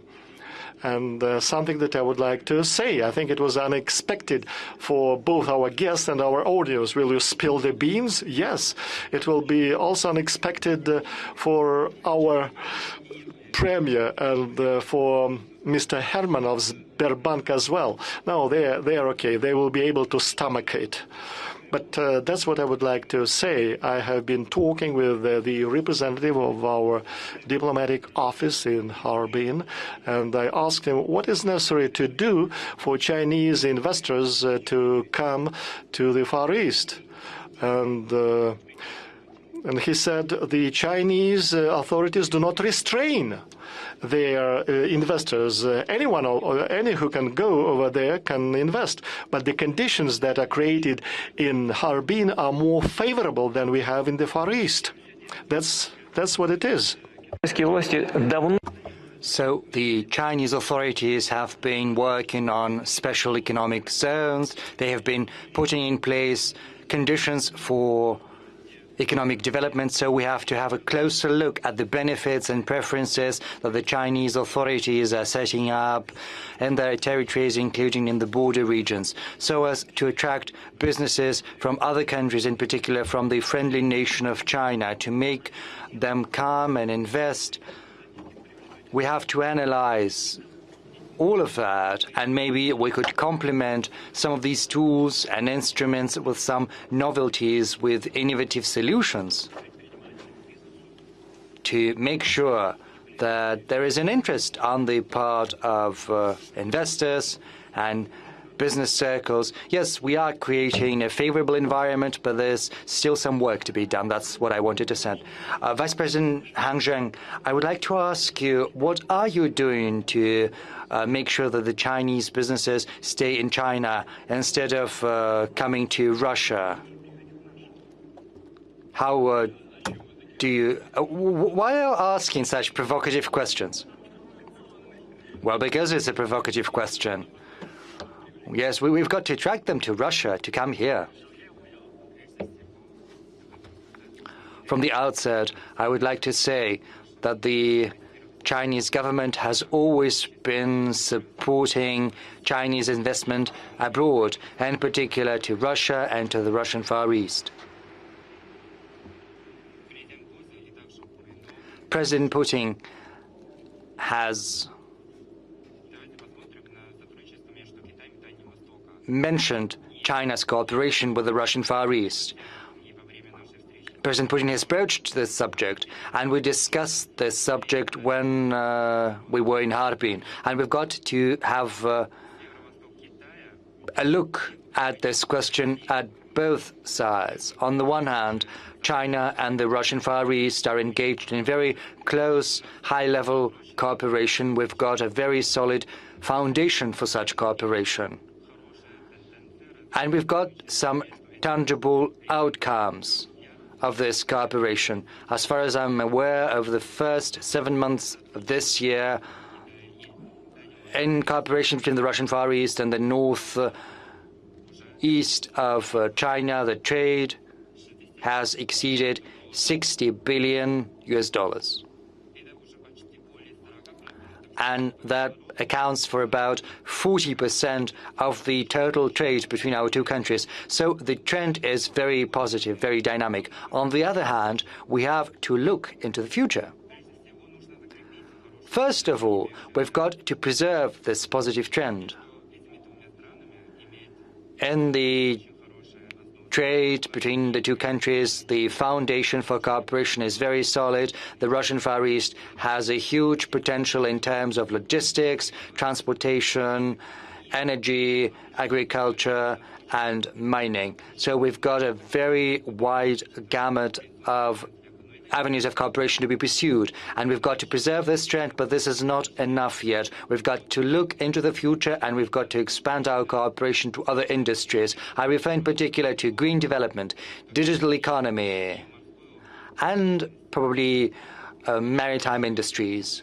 And of course, culture needs to be covered as well as art. There's a very big potential in these fields. Let me share with you one experience of mine, an adventure, as it were. At President Putin's invitation today, this morning, I visited two branches of Russian universities here. One of them is the Conservatoire branch in Primorsky Krai. And you know, this trip has left an indelible impression. I've looked at these facilities, I've looked at the buildings, I saw students and school children, you know, from the third year of the university. They were performing admirably, playing some classical music, dancing, and the ballet, the Swan Lake, namely, and I was deeply impressed. And I said, yes, we've got a very good level of cooperation between our two countries in these fields. And I'm happy to see that each year there is a very big flow of Chinese students coming to Russia to study arts. As far as I know, from Heilongjiang province, 40 students have arrived as of now to Russia. So there is a very big mutual interest between these two regions in deepening their ties and cooperation, and the Chinese government has always been supportive of all businesses and companies, be that public-owned or private ones, supporting their investment into Russia's economy and the economy of the Russian Far East in particular. So we've got very wide cooperation opportunities. Thank you. Prime Minister Ibrahim, two secrets have been revealed. We've got to learn the third secret from you. Is Malaysian business interested in coming to the advanced development territories and the free port of Vladivostok to work in a full-fledged manner here? The region, Vladivostok, was something new to us. This is my first visit, and a number of discussions have taken place. But Russia as a whole, of course, has been given enough attention. There's been growing trade and investments jointly in, of course, energy sector, industrial complex, and also in digital technology. We're sending more students to Russia, and there, of course, this can be explored specifically. We're not as powerful as China. We're trying to be. It will take time. Thank you. Спасибо. Thank you, Mr. President.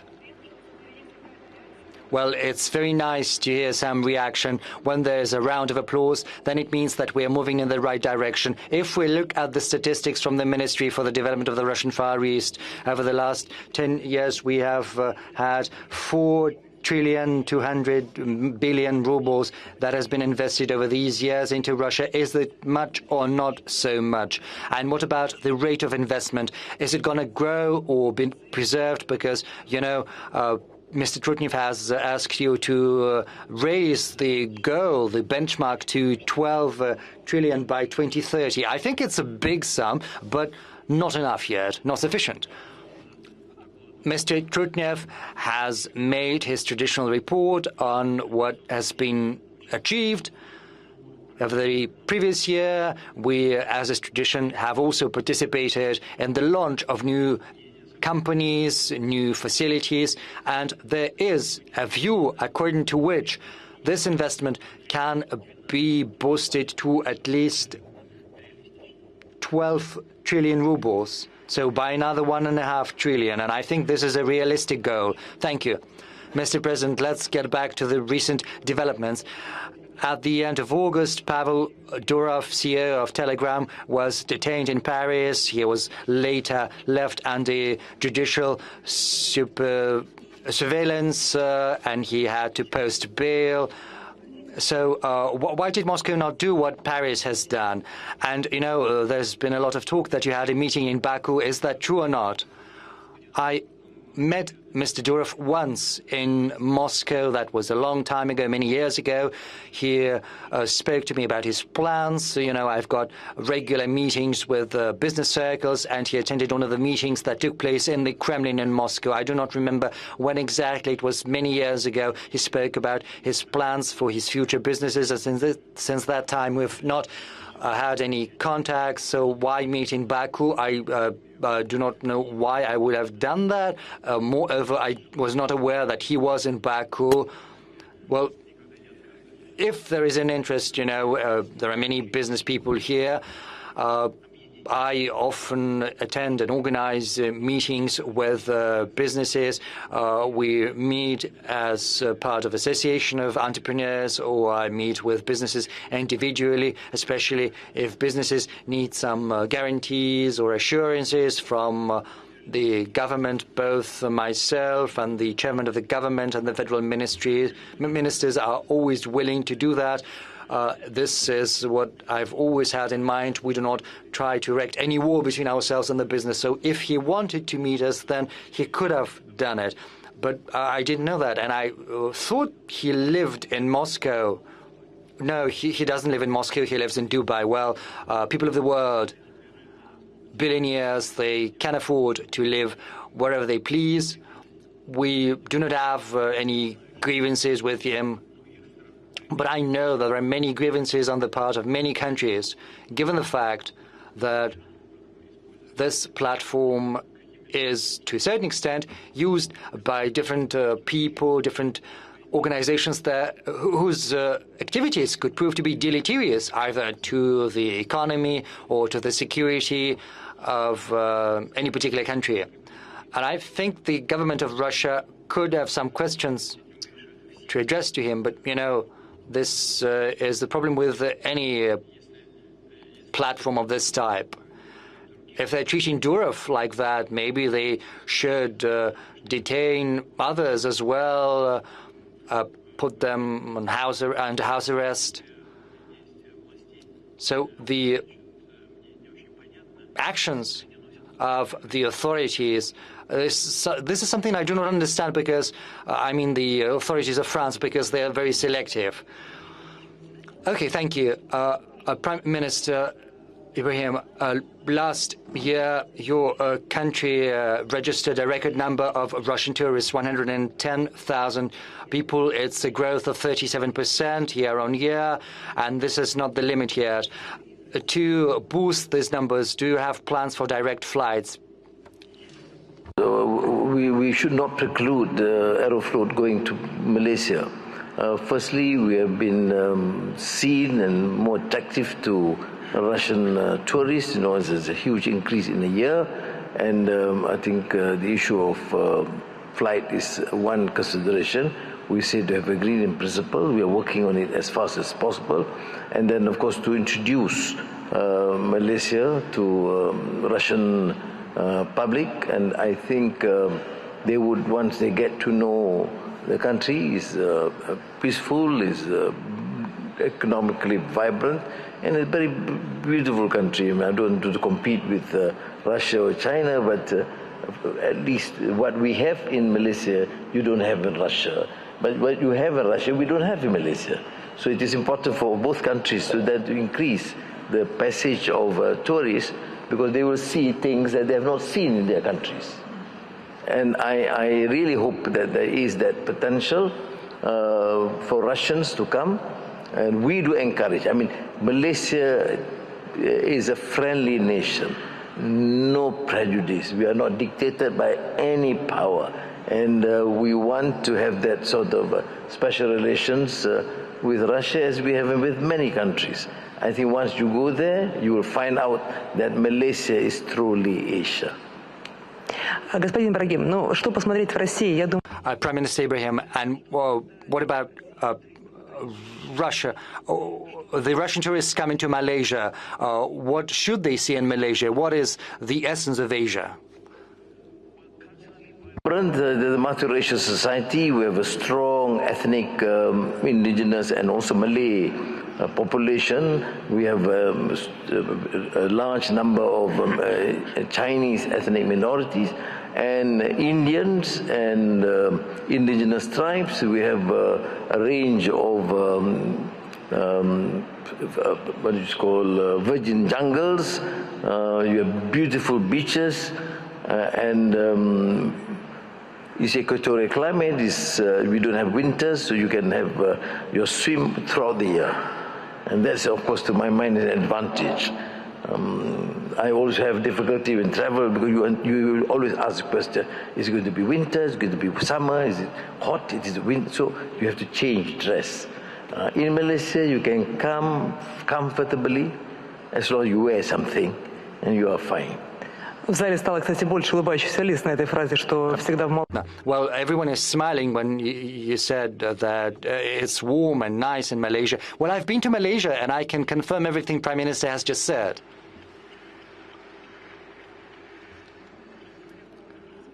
Mr. President, we've spoken about tourism. You are traveling a lot across Russia. We are developing domestic tourism as well. In 2023,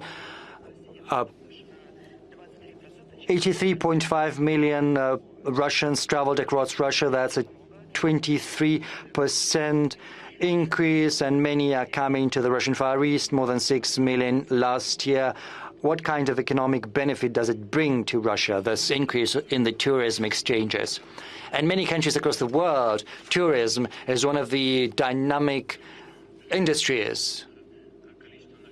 Well, we shouldn't go far. Yeah, you know that around 5 million people from Russia go to Turkey, and this is an important source of income for the budget of the country. Tourism is becoming an increasingly efficient industry across many economies of the world, and this should also be the case in Russia, given the vast tourism potential we have, and that's why the government has adopted a whole program dedicated to developing internal tourism. A lot has been said on the subject. I'm not going to add anything new, but to these ends, we need to develop the infrastructure, we need to care for the environment to make sure that the development of tourism does not have a harmful effect on the environment. We've got many projects like the 5 Seas and Lake Baikal. Many are aware of about that and have heard about it. There are special preferences to those who build small hotels, especially if these are not permanent buildings, and all of that is delivering results. There is a wonderful region of Russia, the Russian Far East, and its tourism potential is infinite, and it's going to attract an increasing number of tourists. And it's great that Russian citizens are turning their gazes increasingly towards internal tourism opportunities, because it means staying within your area of culture, of your language. You don't have to run into problems when crossing the border, the customs, and you can communicate with our history, with our tradition, with our nature. And this is something fascinating, that's magnificent, but we still have a lot to do to bolster this process. And as for the benefits for the people, well, if you live in a territory which is visited by tourists, then your level of standard of living is growing, because it means more money coming into the regional budget. and to the budgets of all levels, and also brings money to the citizens who live in this region. The more attractive a region, the more investment it attracts from the private investors. So this is a win-win situation, and it's kind of a virtuous circle. But these are the prospects. But if we look at the statistics, we'll see that the economy is doing well. The unemployment is 2.4%, which is a record low. But if we study the statistics, we see that some key industries are lacking human personnel, because 47% industrial enterprises were suffering from shortages of labor. These are some of the latest statistics. Does it mean that the economy is doing too well, or maybe we simply lack manpower? Well, the economy is doing well, but there is a lot to do. You know, we remember Faustus by Goethe. Oh, please stop, you wonderful moment in time. We never should stop. We have to reach for the horizon. Nothing can ever be all can never be good all the time. But of course, the economy is developing steadily on the whole.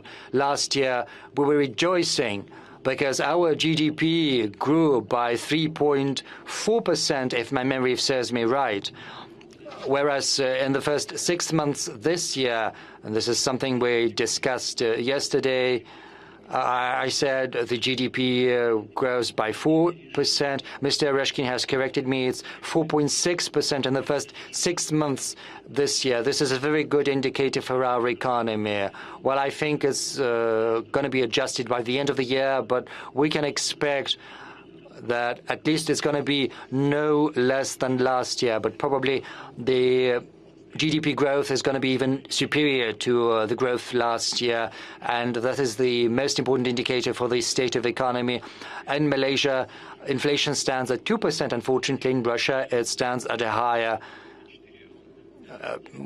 Our target for inflation is 4%, but right now it's around 9.2%. But right now there is a downward trend. Right now inflation stands at 8.9% and is decreasing, which is a good thing. As far as lack of manpower is concerned, so Mr. Solzhenitsyn, whom Prime Minister has mentioned, he used to say that the most important task for the government is to preserve its citizens, its population. We have to care for families with children. We have to preserve the population. But the labor market is indeed in a unique position. Around 2.5% is the unemployment rate, which is a historic low. This is due to the demands of real manufacturing sector.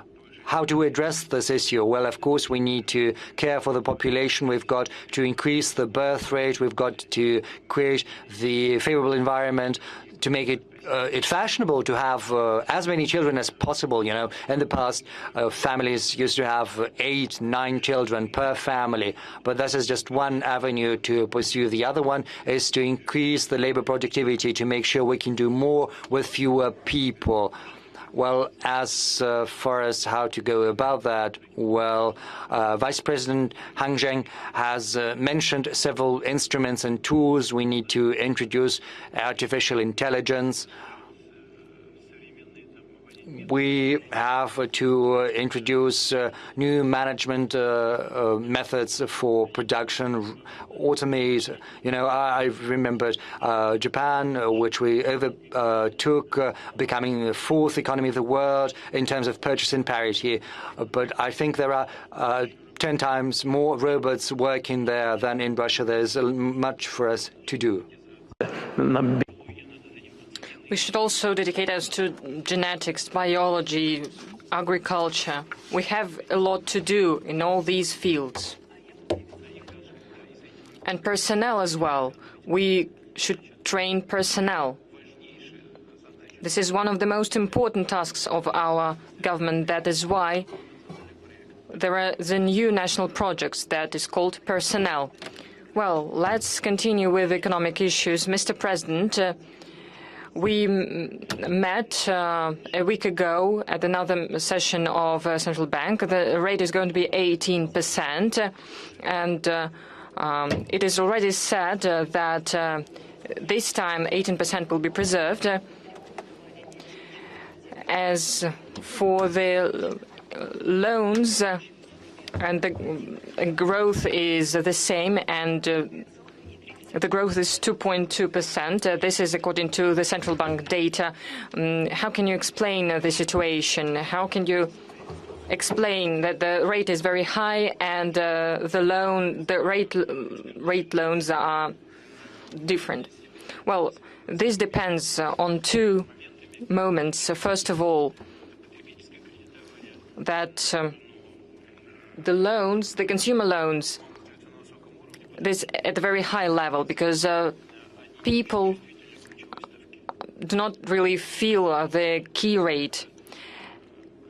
And as for loans for organizations, there are certain planes that have already been designed, and despite the increase of the key rate, they keep getting loans. And the second thing is that we have already made a decision according to which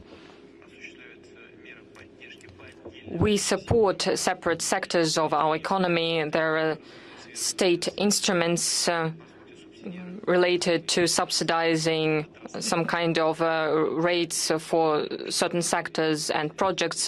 This is the explanation. The governor of the central bank, Ms. Nabiullina, said that the scale of overheating of the economy was the greatest in the last 16 years. Are there any risks for stability, and how are we going to freeze the situation, to cool the situation? Well, we're going to increase the key rate, cancel subsidized loan, mortgage. There are also preferences for IT mortgages in the Russian Far East, in the Arctic, family mortgages. These are the ways that we're going to follow to cool the situation. There is another factor.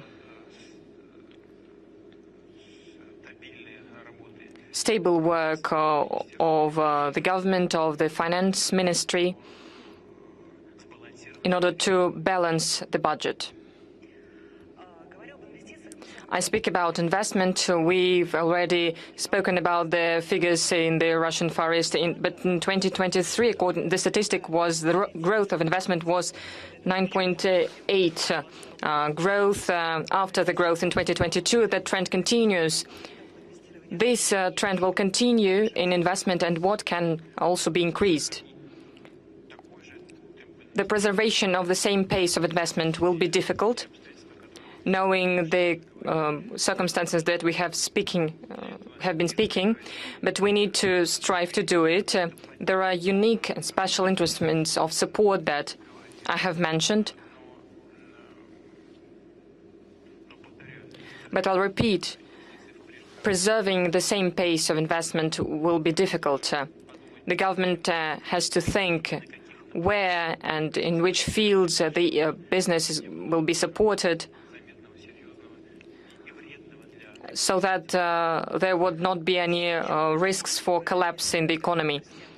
Another topic that does not concern the economy of the Russian Far East, I would like to ask you about the elections in the U.S. Maybe you have a favorite candidate there. And in November, when we know the results of this race, are you going to call the new president to congratulate the new president? Well, it's been long since I've called any leaders of Europe or the US, but we're not against any type of contacts. We're not limiting them. Yes, sometimes we exchange some kind of information using different channels. First of all, through the foreign ministry. It's not for us to determine. These are elections of the US people. I said that if we can name a favorite candidate, it used to be Joe Biden, but now he is not participating in the election campaign, and he recommended all his allies to support Ms. Harris. So that is what we are going to do. So it was, well, he said that we should, that is why we should also do that.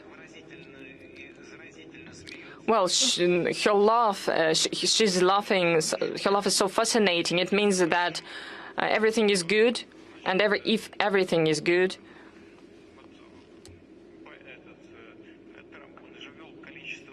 it means that, for instance, if we're speaking about Joe Biden, there are so many sanctions against Russia introduced, and if everything is good with Ms. Harris, maybe she'll refrain herself from such measures, or maybe she'll change them.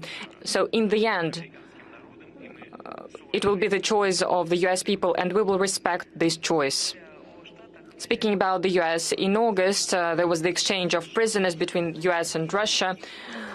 What countries were the mediators contributed to that? So it means that we can have dialogue with the West. And one more addition, in an interview to TASS, our ambassador in the U.S., Mr. Antonov, said that there are 60 Russians in U.S. prisons.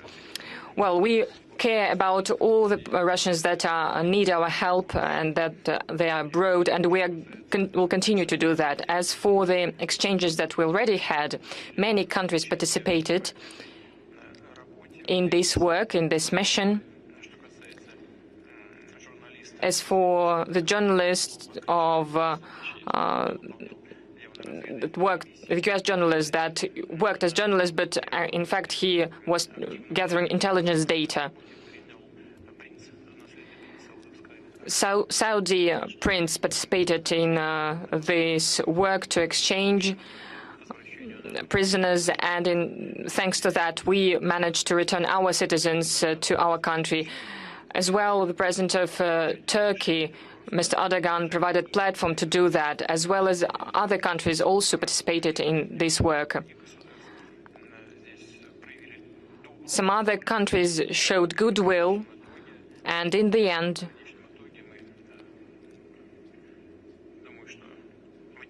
I think that we managed to reach a positive result in the interest of everyone who participated in it. And first of all, our citizens returned to their fatherland. The most important thing that those who were doing some very important things for our country.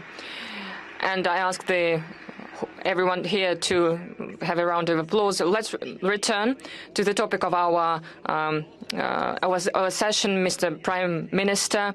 You already had a meeting with Mr. President. There are prospects, and we need to develop our cooperation. We have agreement about free trade between EAEU with Iran, Iraq, and Serbia.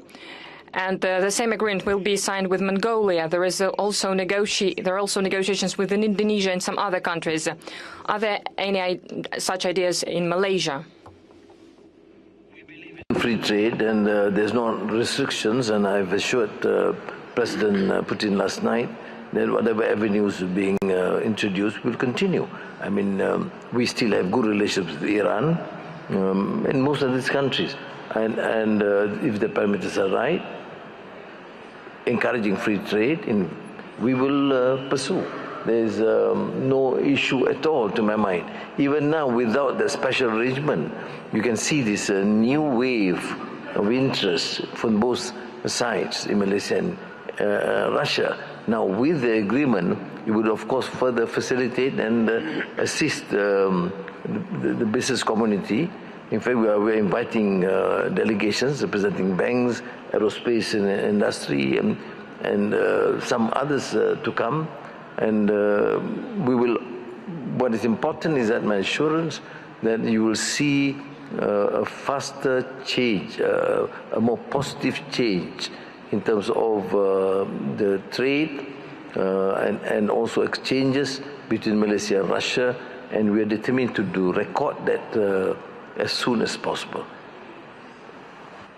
Спасибо. Thank you. Mr. President, you spoke about the way to solve the problem of the deficit of energy in the Far East that is going to be forecasted.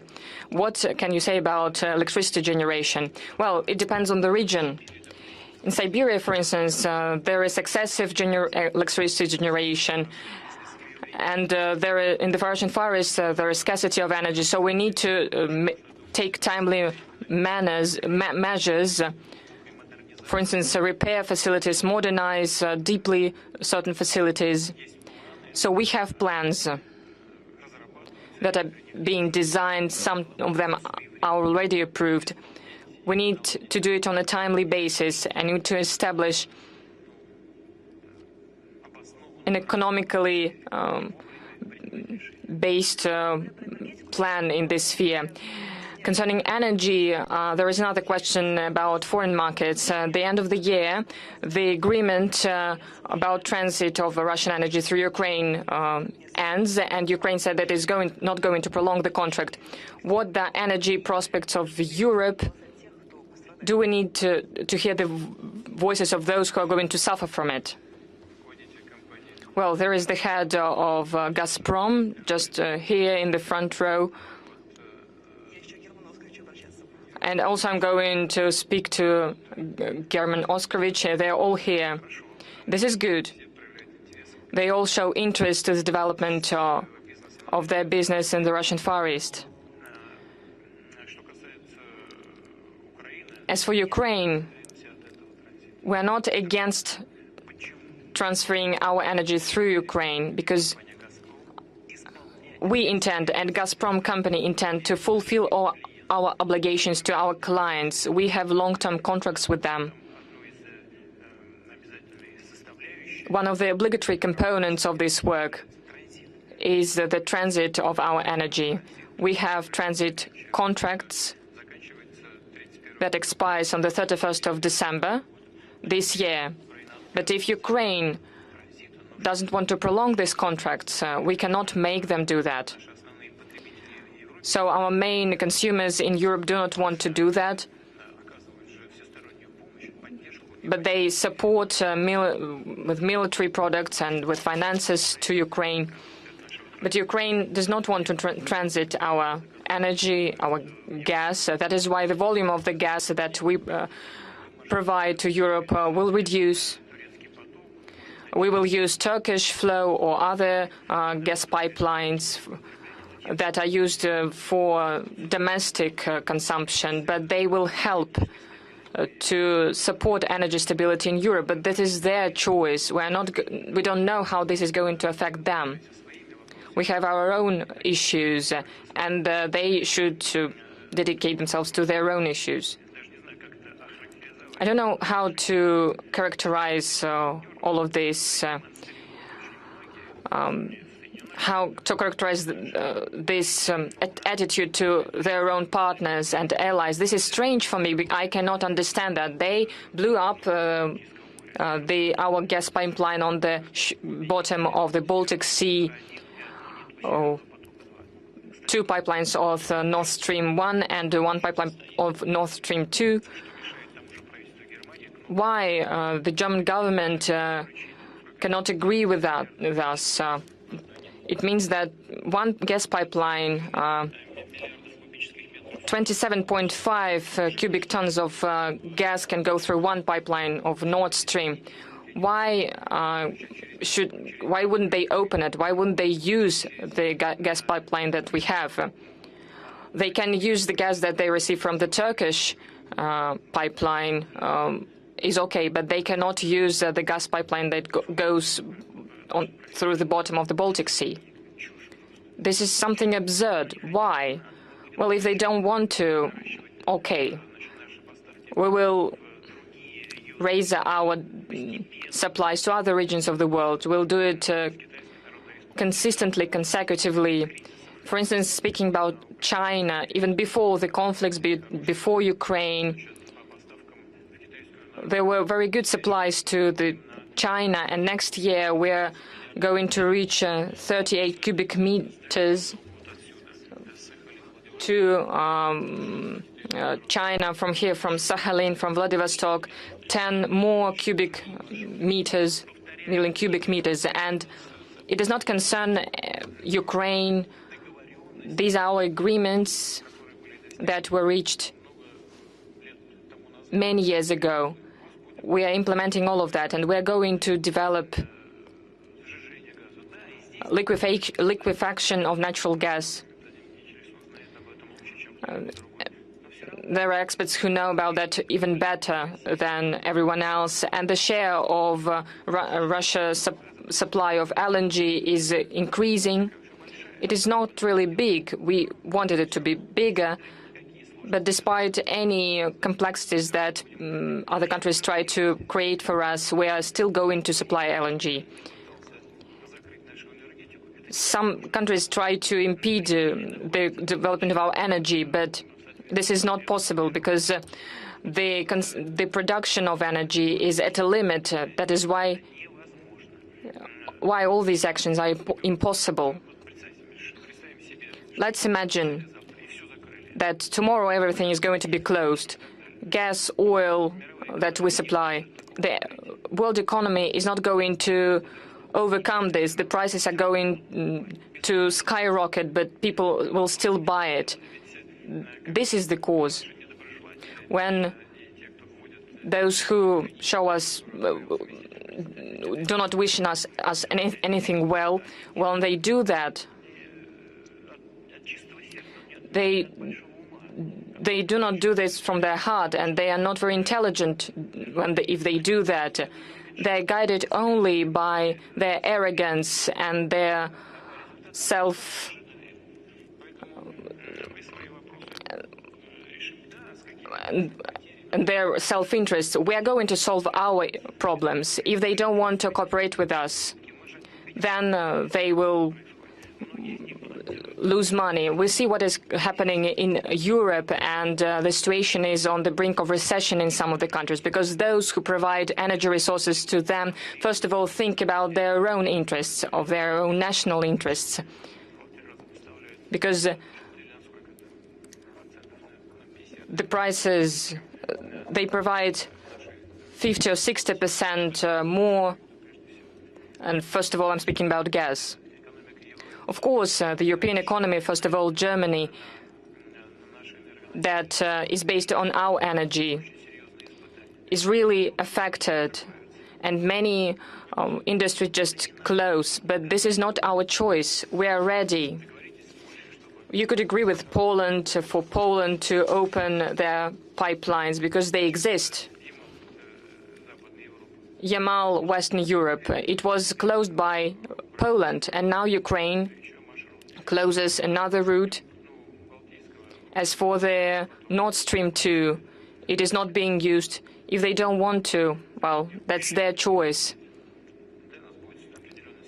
Yes, we're going to have a less inflow of finances, but then we'll use it inside of our country.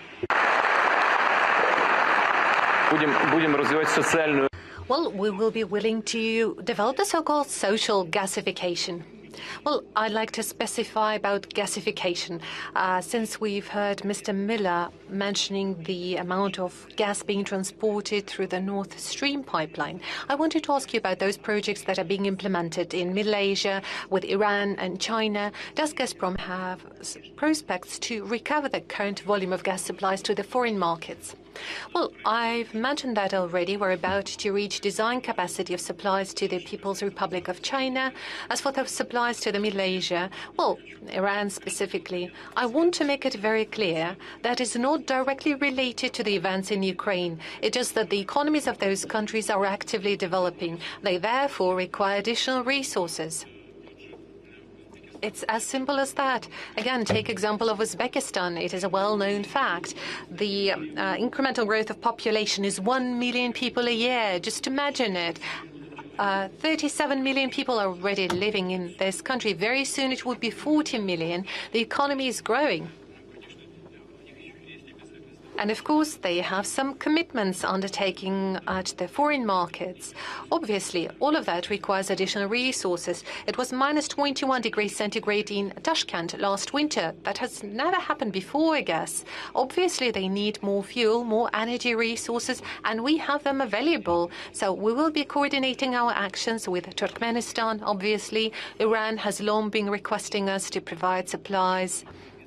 But this is very convenient for us. The reserve is close nearby, and we'll be thinking about that. I believe this is a very doable project. The neighboring markets are huge. I mean, the markets close to Iran, and the opportunities there are colossal, and we will be able to pursue those markets. And of course, we'll be engaging in gas liquefaction projects, and obviously gradually we will be recovering the volume of sales on our side. No doubt on that. And of course, we'll be developing our domestic economy in many regions, and specifically here in the Far East, there is a clear deficit of gas generating capacities, and Gazprom already has plans to merge the European part of gas transporting system and the Far Eastern part, so that we take care of the proper supplies and distribution. We have plans for that. Thank you. Let's continue this conversation about energy. Mr. Ibrahim, Malaysia is the second largest producer of oil and gas in Southeastern Asia. And by the way, the renowned Petronas towers in the capital are named after the largest energy company in your country. What is your current assessment of the situation in the oil and gas market in the world in general, and whether Malaysia is considering any joint project with Russia in energy sector? We are discussing the issue of energy transition, where I think Russia has an upper hand. We're discussing that. We are, of course, still continuing exploration, because the deadline is, of course, to ease the dependence on traditional dependence on oil or coal. But still, for now, it is important. I mean, we cannot deny the fact that the import of coal from Russia comes about $600 million. So temporarily, this energy is still required until we are able to transition into green energy. But for now, the focus is there. We still remain to be an important player, and we will therefore have some sort of a synergy, working relations, to ensure that the transition into hydrogen, green technology would be of immense benefit in our attempt to progress as a country that's not totally dependent on fuel. Спасибо. Thank you.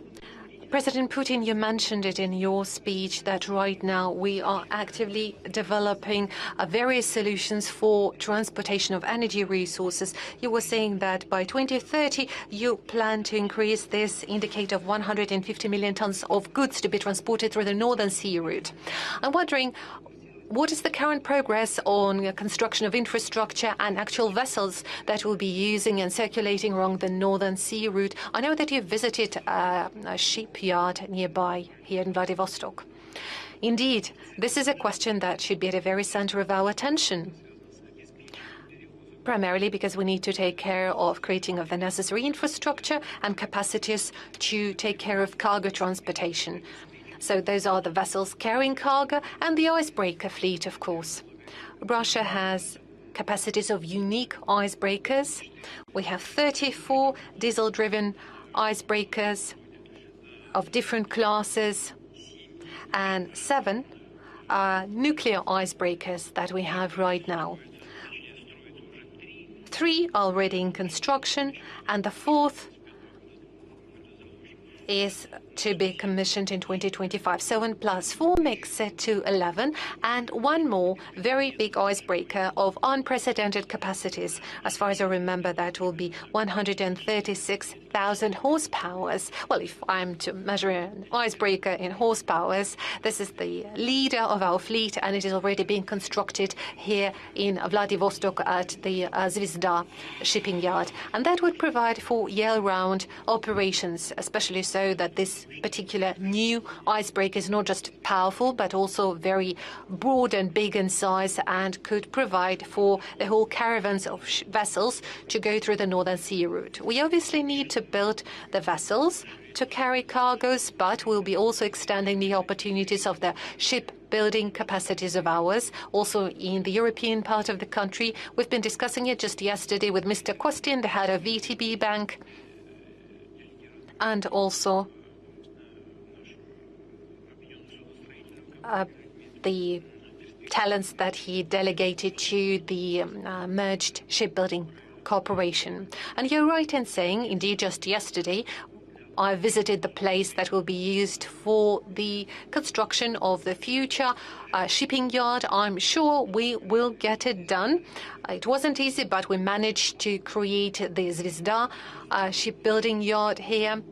It is important. We need to continue that kind of infrastructure development, construction of seaports, proper maintenance, of course, safety and security of operations of sea vessels, protection of the environment. We have to approach those issues systemically and comprehensively, and I'm convinced our plans will be implemented, especially taking into account the current change happening to the climate. The opportunities of the Northern Sea route are becoming more abundant, and I'm convinced that it will be working the whole year round. This is extremely important for the Russian economy and global economy alike, for our friendly economies, specifically for the economy of the People's Republic of China, who is demonstrating lively interest towards joint work in this area. So we would like to invite all of our partners to join us.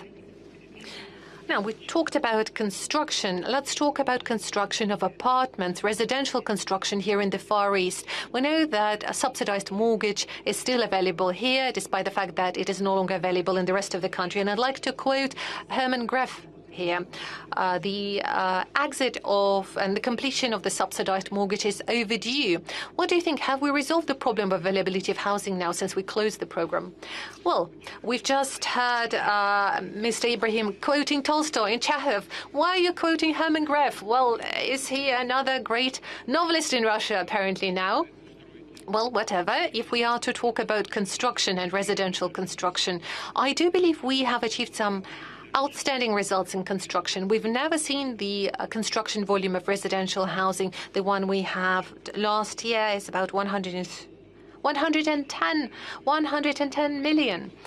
This is an impressive number, although the target was 120, but 110 is already a very good number.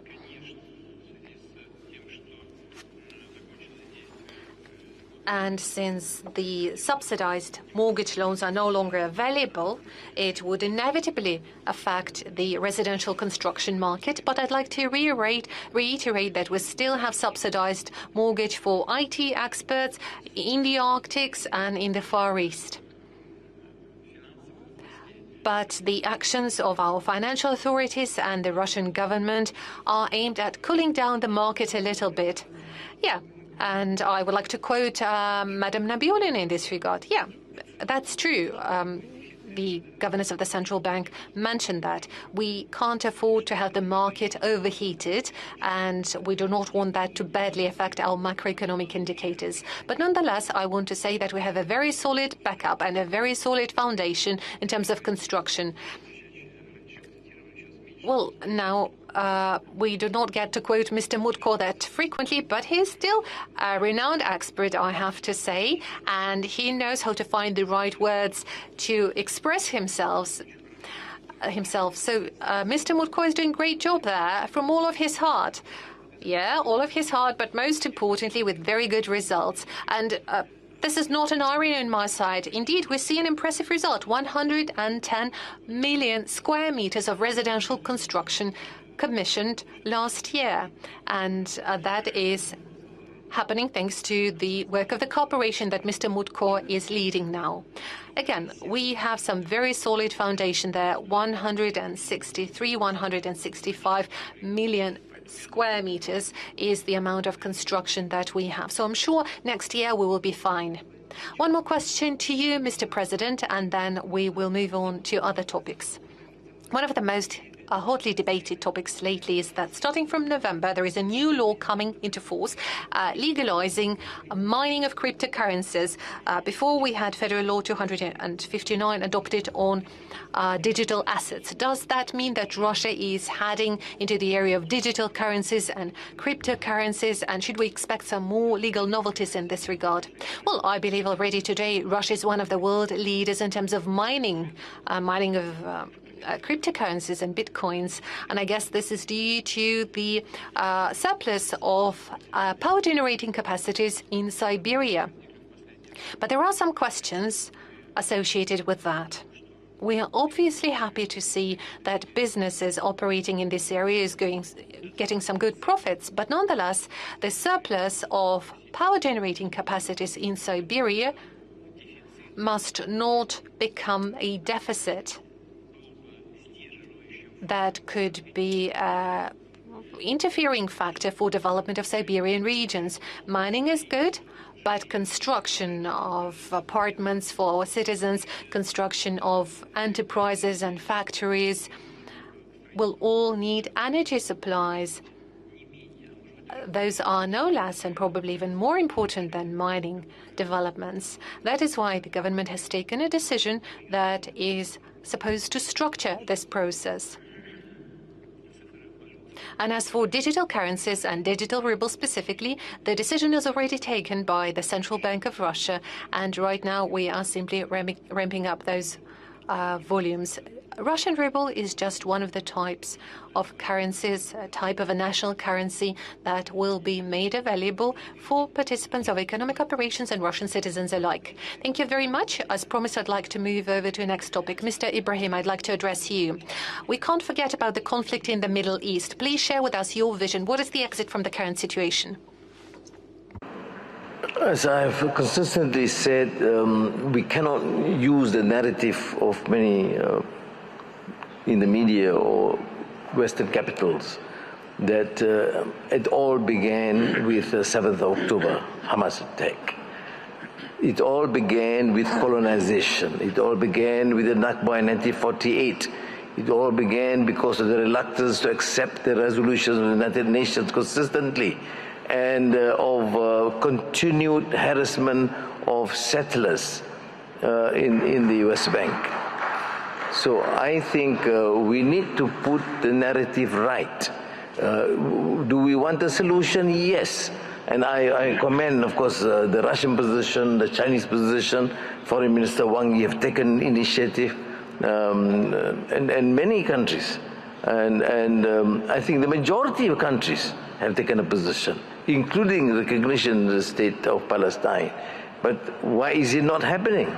Because of the intransigence of Israel, and unfortunately with the total support of the United States.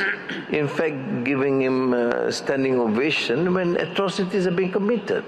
That's why I ask my colleagues, even in the West, where's the humanity? Why do you talk about justice? Why do you go and preach to us about human rights and democracy? Why is there contradiction when it comes to treatment of issues happening in the world? And again,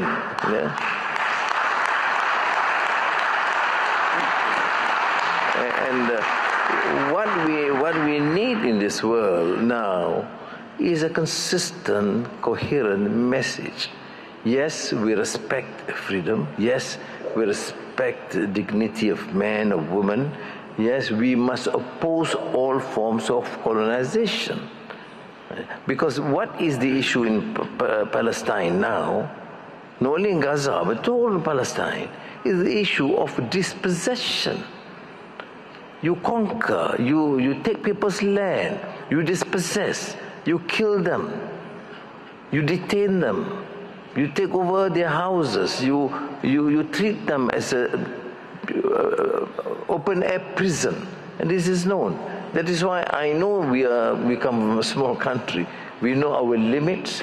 That's why we thank our dear friends here for their support. But it is creating so much a problem. Not only the Muslim world, but those who believe in freedom and justice. It is creating problems for us. Because people are saying, why are you not doing anything more when people are being killed daily? And that is my point. So I just hope and pray that there is finally sanity will prevail to those who have influence in the world, because they are finally accountable. No country, no person can continue to do this gross injustice and tolerate the atrocities and think they are safe. I don't believe that can ever be accepted. We want justice to all mankind. And of course, we cannot deny justice because of their different color or different religion or different creed. Justice means justice for humanity. And it's time that Palestine and Palestinians are treated as human beings, not as slaves or second-class people. Thank you. Спасибо. Владимир Владимирович. President Putin, as a follow-up to the issue of the conflict in the Middle East, Moscow has repeatedly conveyed its position to both parties. Do they hear us, both sides of the Palestinian conflict, the Israeli-Palestinian conflict, I mean? Well, I could repeat everything that our dear guest has just been saying. The position of Russia is not conditioned by the particular situation or particular precedent. Our position has always been based on the positions taken earlier, and those decisions should be at the heart of resolution of any conflict. Here we're talking about establishment of two independent states, and this position is shared by many people in the world, including, as strangely as it may sound, by many people in the United States. But unfortunately, this conflict has not been resolved, and this particular issue is exactly the reason for the current acute conflict. On our side, and by the way, today's problem is largely related to the attempts of the United States of America to have a monopoly of settlement of this conflict, because the United States is not perceived as a country with neutral position regarding this conflict, and this is exactly the problem. But I'd like to reiterate that we are going to do everything in our power, and I was saying that earlier at the meeting with Mahmoud Abbas. He's been to Moscow lately. We are going to do everything possible to make our contribution to settlement and resolution of this long overdue conflict. Thank you very much. Let's move to the next topic. And sorry, as for humanitarian matters, we are doing our best to address the matters related to the hostages that were taken, and I have to say that in this regard, we are achieving certain results, and we are very happy about it, and we'll keep intensifying our efforts and doing that in the future. Thank you. One more topic. Mr. Ibrahim, in your introduction, you pointed out that Malaysia is the chair of the ASEAN for the future. What will the priorities in working be, and what will you be? How will you be coordinating your efforts as far as Russia is concerned? The region is the most peaceful in the world right now, and economically most vibrant. The secret is, of course, in centrality is independent foreign policy position. We refuse to be dictated by any powers, and we maintain excellent relations with our neighbors. With Thailand, we are having a special economic zone to promote and ensure there is more economic activity in the poorer sectors in north of Malaya and South Thailand. With Singapore, we have a special economic zone in Johor, which would encourage more business and investments. And with Indonesia, we have excellent relations. I was just in Brunei. And even on issues that is considered to be quite contentious, our decision is to continue with bilateral mechanisms, multilateral mechanisms. The only issue that we have to confront is Myanmar. It's not spreading in terms of its military activities, but it's causing some problems because, for example, Malaysia has to contend with 200,000 refugees from Myanmar. And I thought my position as ASEAN chair is, of course, to try and resolve. We don't want to dictate. You see, the problem, the failure sometimes in dealing with Myanmar, it's the military junta. You want to ensure democratic transition. I think what is important for Myanmar is peace. Get all the parties to speak and talk to each other and maintain peace. Then they decide for themselves what form of government they want to have. And do not dictate. And our problem with Myanmar in the past is to have to try and dictate to them what sort of government they should have. So in our 5-point consensus, we think that just respect these fundamental rules, we would move.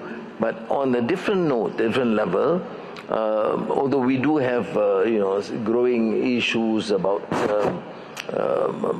particularly with the Philippines and China, our position is always to encourage the Philippines to continue to engage actively and try to resolve in the true spirit of ASEAN. And if we need to assist, we will continue to engage with our friends because we always feel that there is a way for the future. I think more so, taking that position because of centrality, we do not want this region to be, again, a contentious region for the superpowers. If we have a problem in the region, we resolve in the region. And we do not support any intrusion of other powers into the region. If we have problems, we try and resolve. And that's why I think my presence here in Vladivostok is to convey that message, that I think, contrary to some of the perceptions, we feel that our task is to ensure that we serve our people, that economically it has to be vibrant, and we want to show a new tradition of and diplomacy that engage with most countries, and Russia included. Some countries in the West may have a problem with Russia, they will deal with it. As far as we are concerned, we do not have a problem.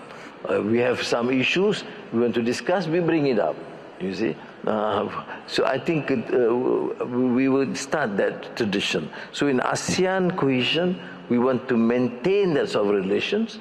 We may choose to disagree. I mean, I have very good relations with Premier Li Qiang. Excellent. It does not mean that we can agree on every issue, but we disagree as close friends.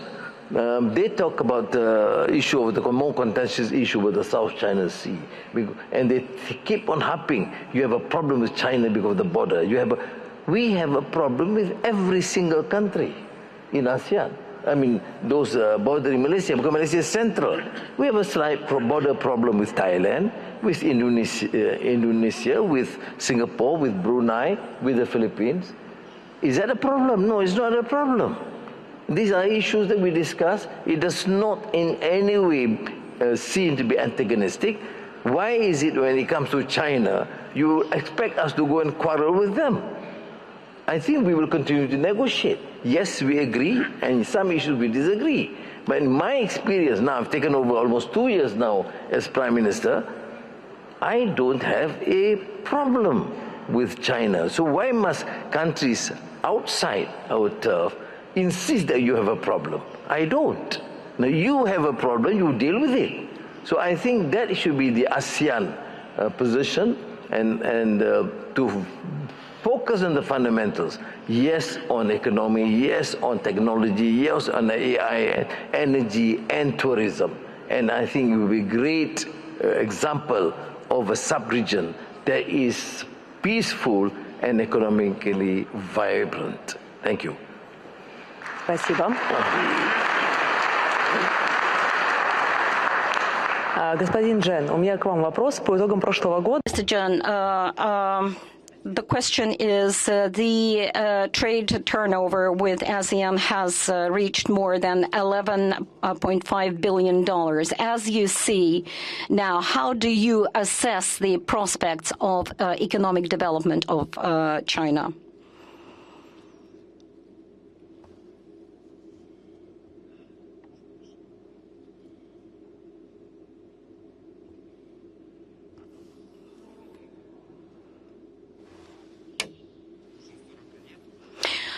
For 40 years, we have been conducting a policy of openness. When China has acceded to WTO, it has continued along the lines of the development of cooperation with countries in the sphere of trade.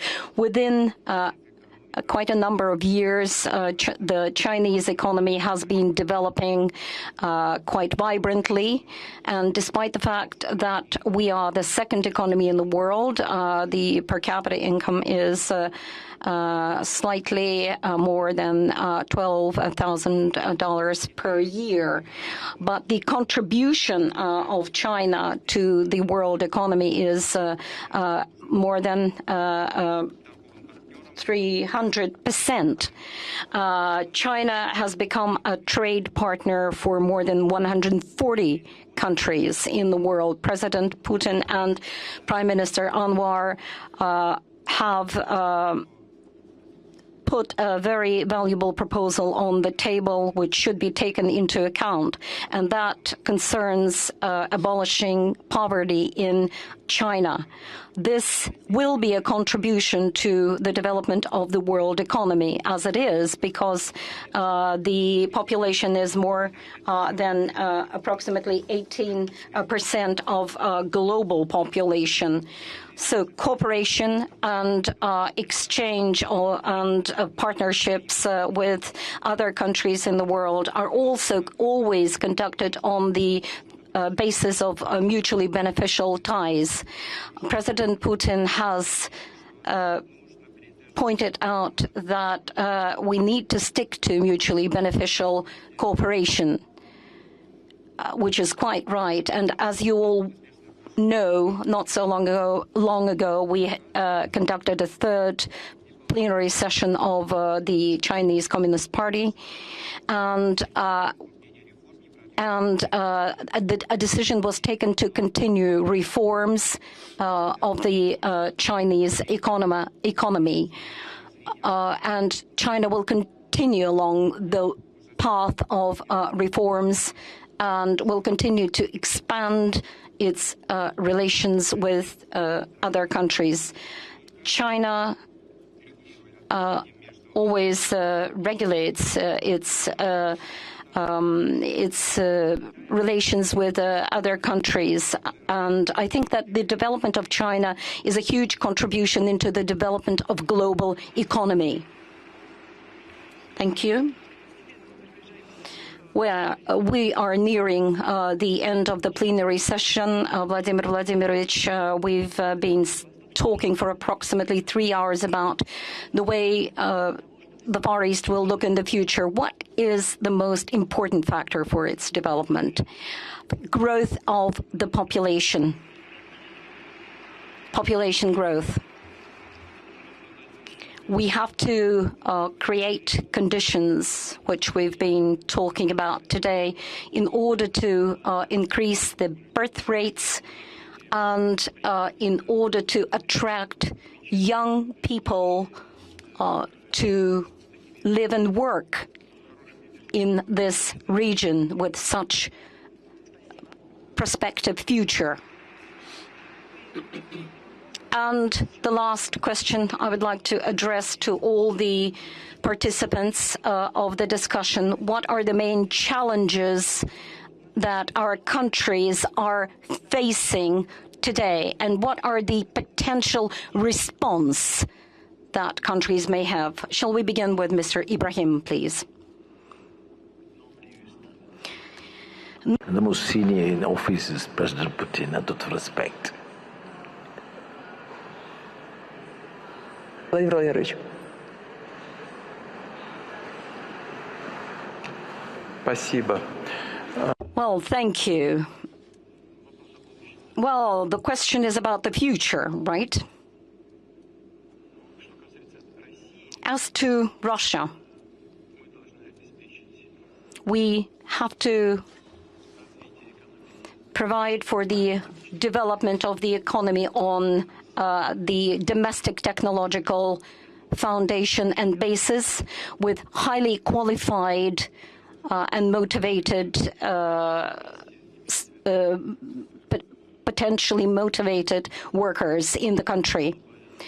As to the development of the global south, we have to provide the world or global leadership in the economy, in the development of the economy, especially as far as the rates of growth are concerned. So the rate of growth in our country, this is what we are aiming at, and this is what we are going to achieve. The same question goes to you. The economy. But how we view the economy is not unbridled capitalism of the past. It has to be a more humanistic approach towards development, which means, of course, economic growth, more investments, more trade, but at the same time, more compassionate, more care towards the welfare of people. Poverty, I think the Vice President has mentioned. Housing, the President Putin has mentioned. I think these are issues that have been largely ignored. So the experience in some countries in the West with phenomenal growth, but abject poverty and poor housing conditions, low quality education is not our option. So which means having a growth that is sustainable means that protecting the environment, having good housing, quality education, and also anticipating fast enough the pace of change in a post-normal times, that is a new direction in terms of training of our young in digitalization, in AI, with values which is in deficit in the world today.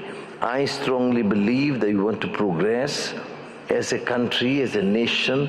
We cannot ignore humanity, values, and ethics.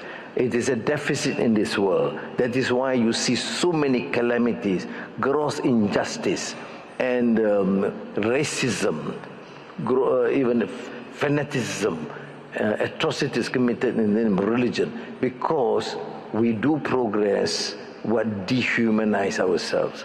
That is why I started by referring to a lot of great literary works of Russian figures, because they always emphasize issues of ethics, moral, and humanitarian ideals. Now, with that, I think we should learn from one another, and we should not learn the excesses of the past, particularly when it comes to gross injustice and continuing to grow but marginalize the society. Thank you.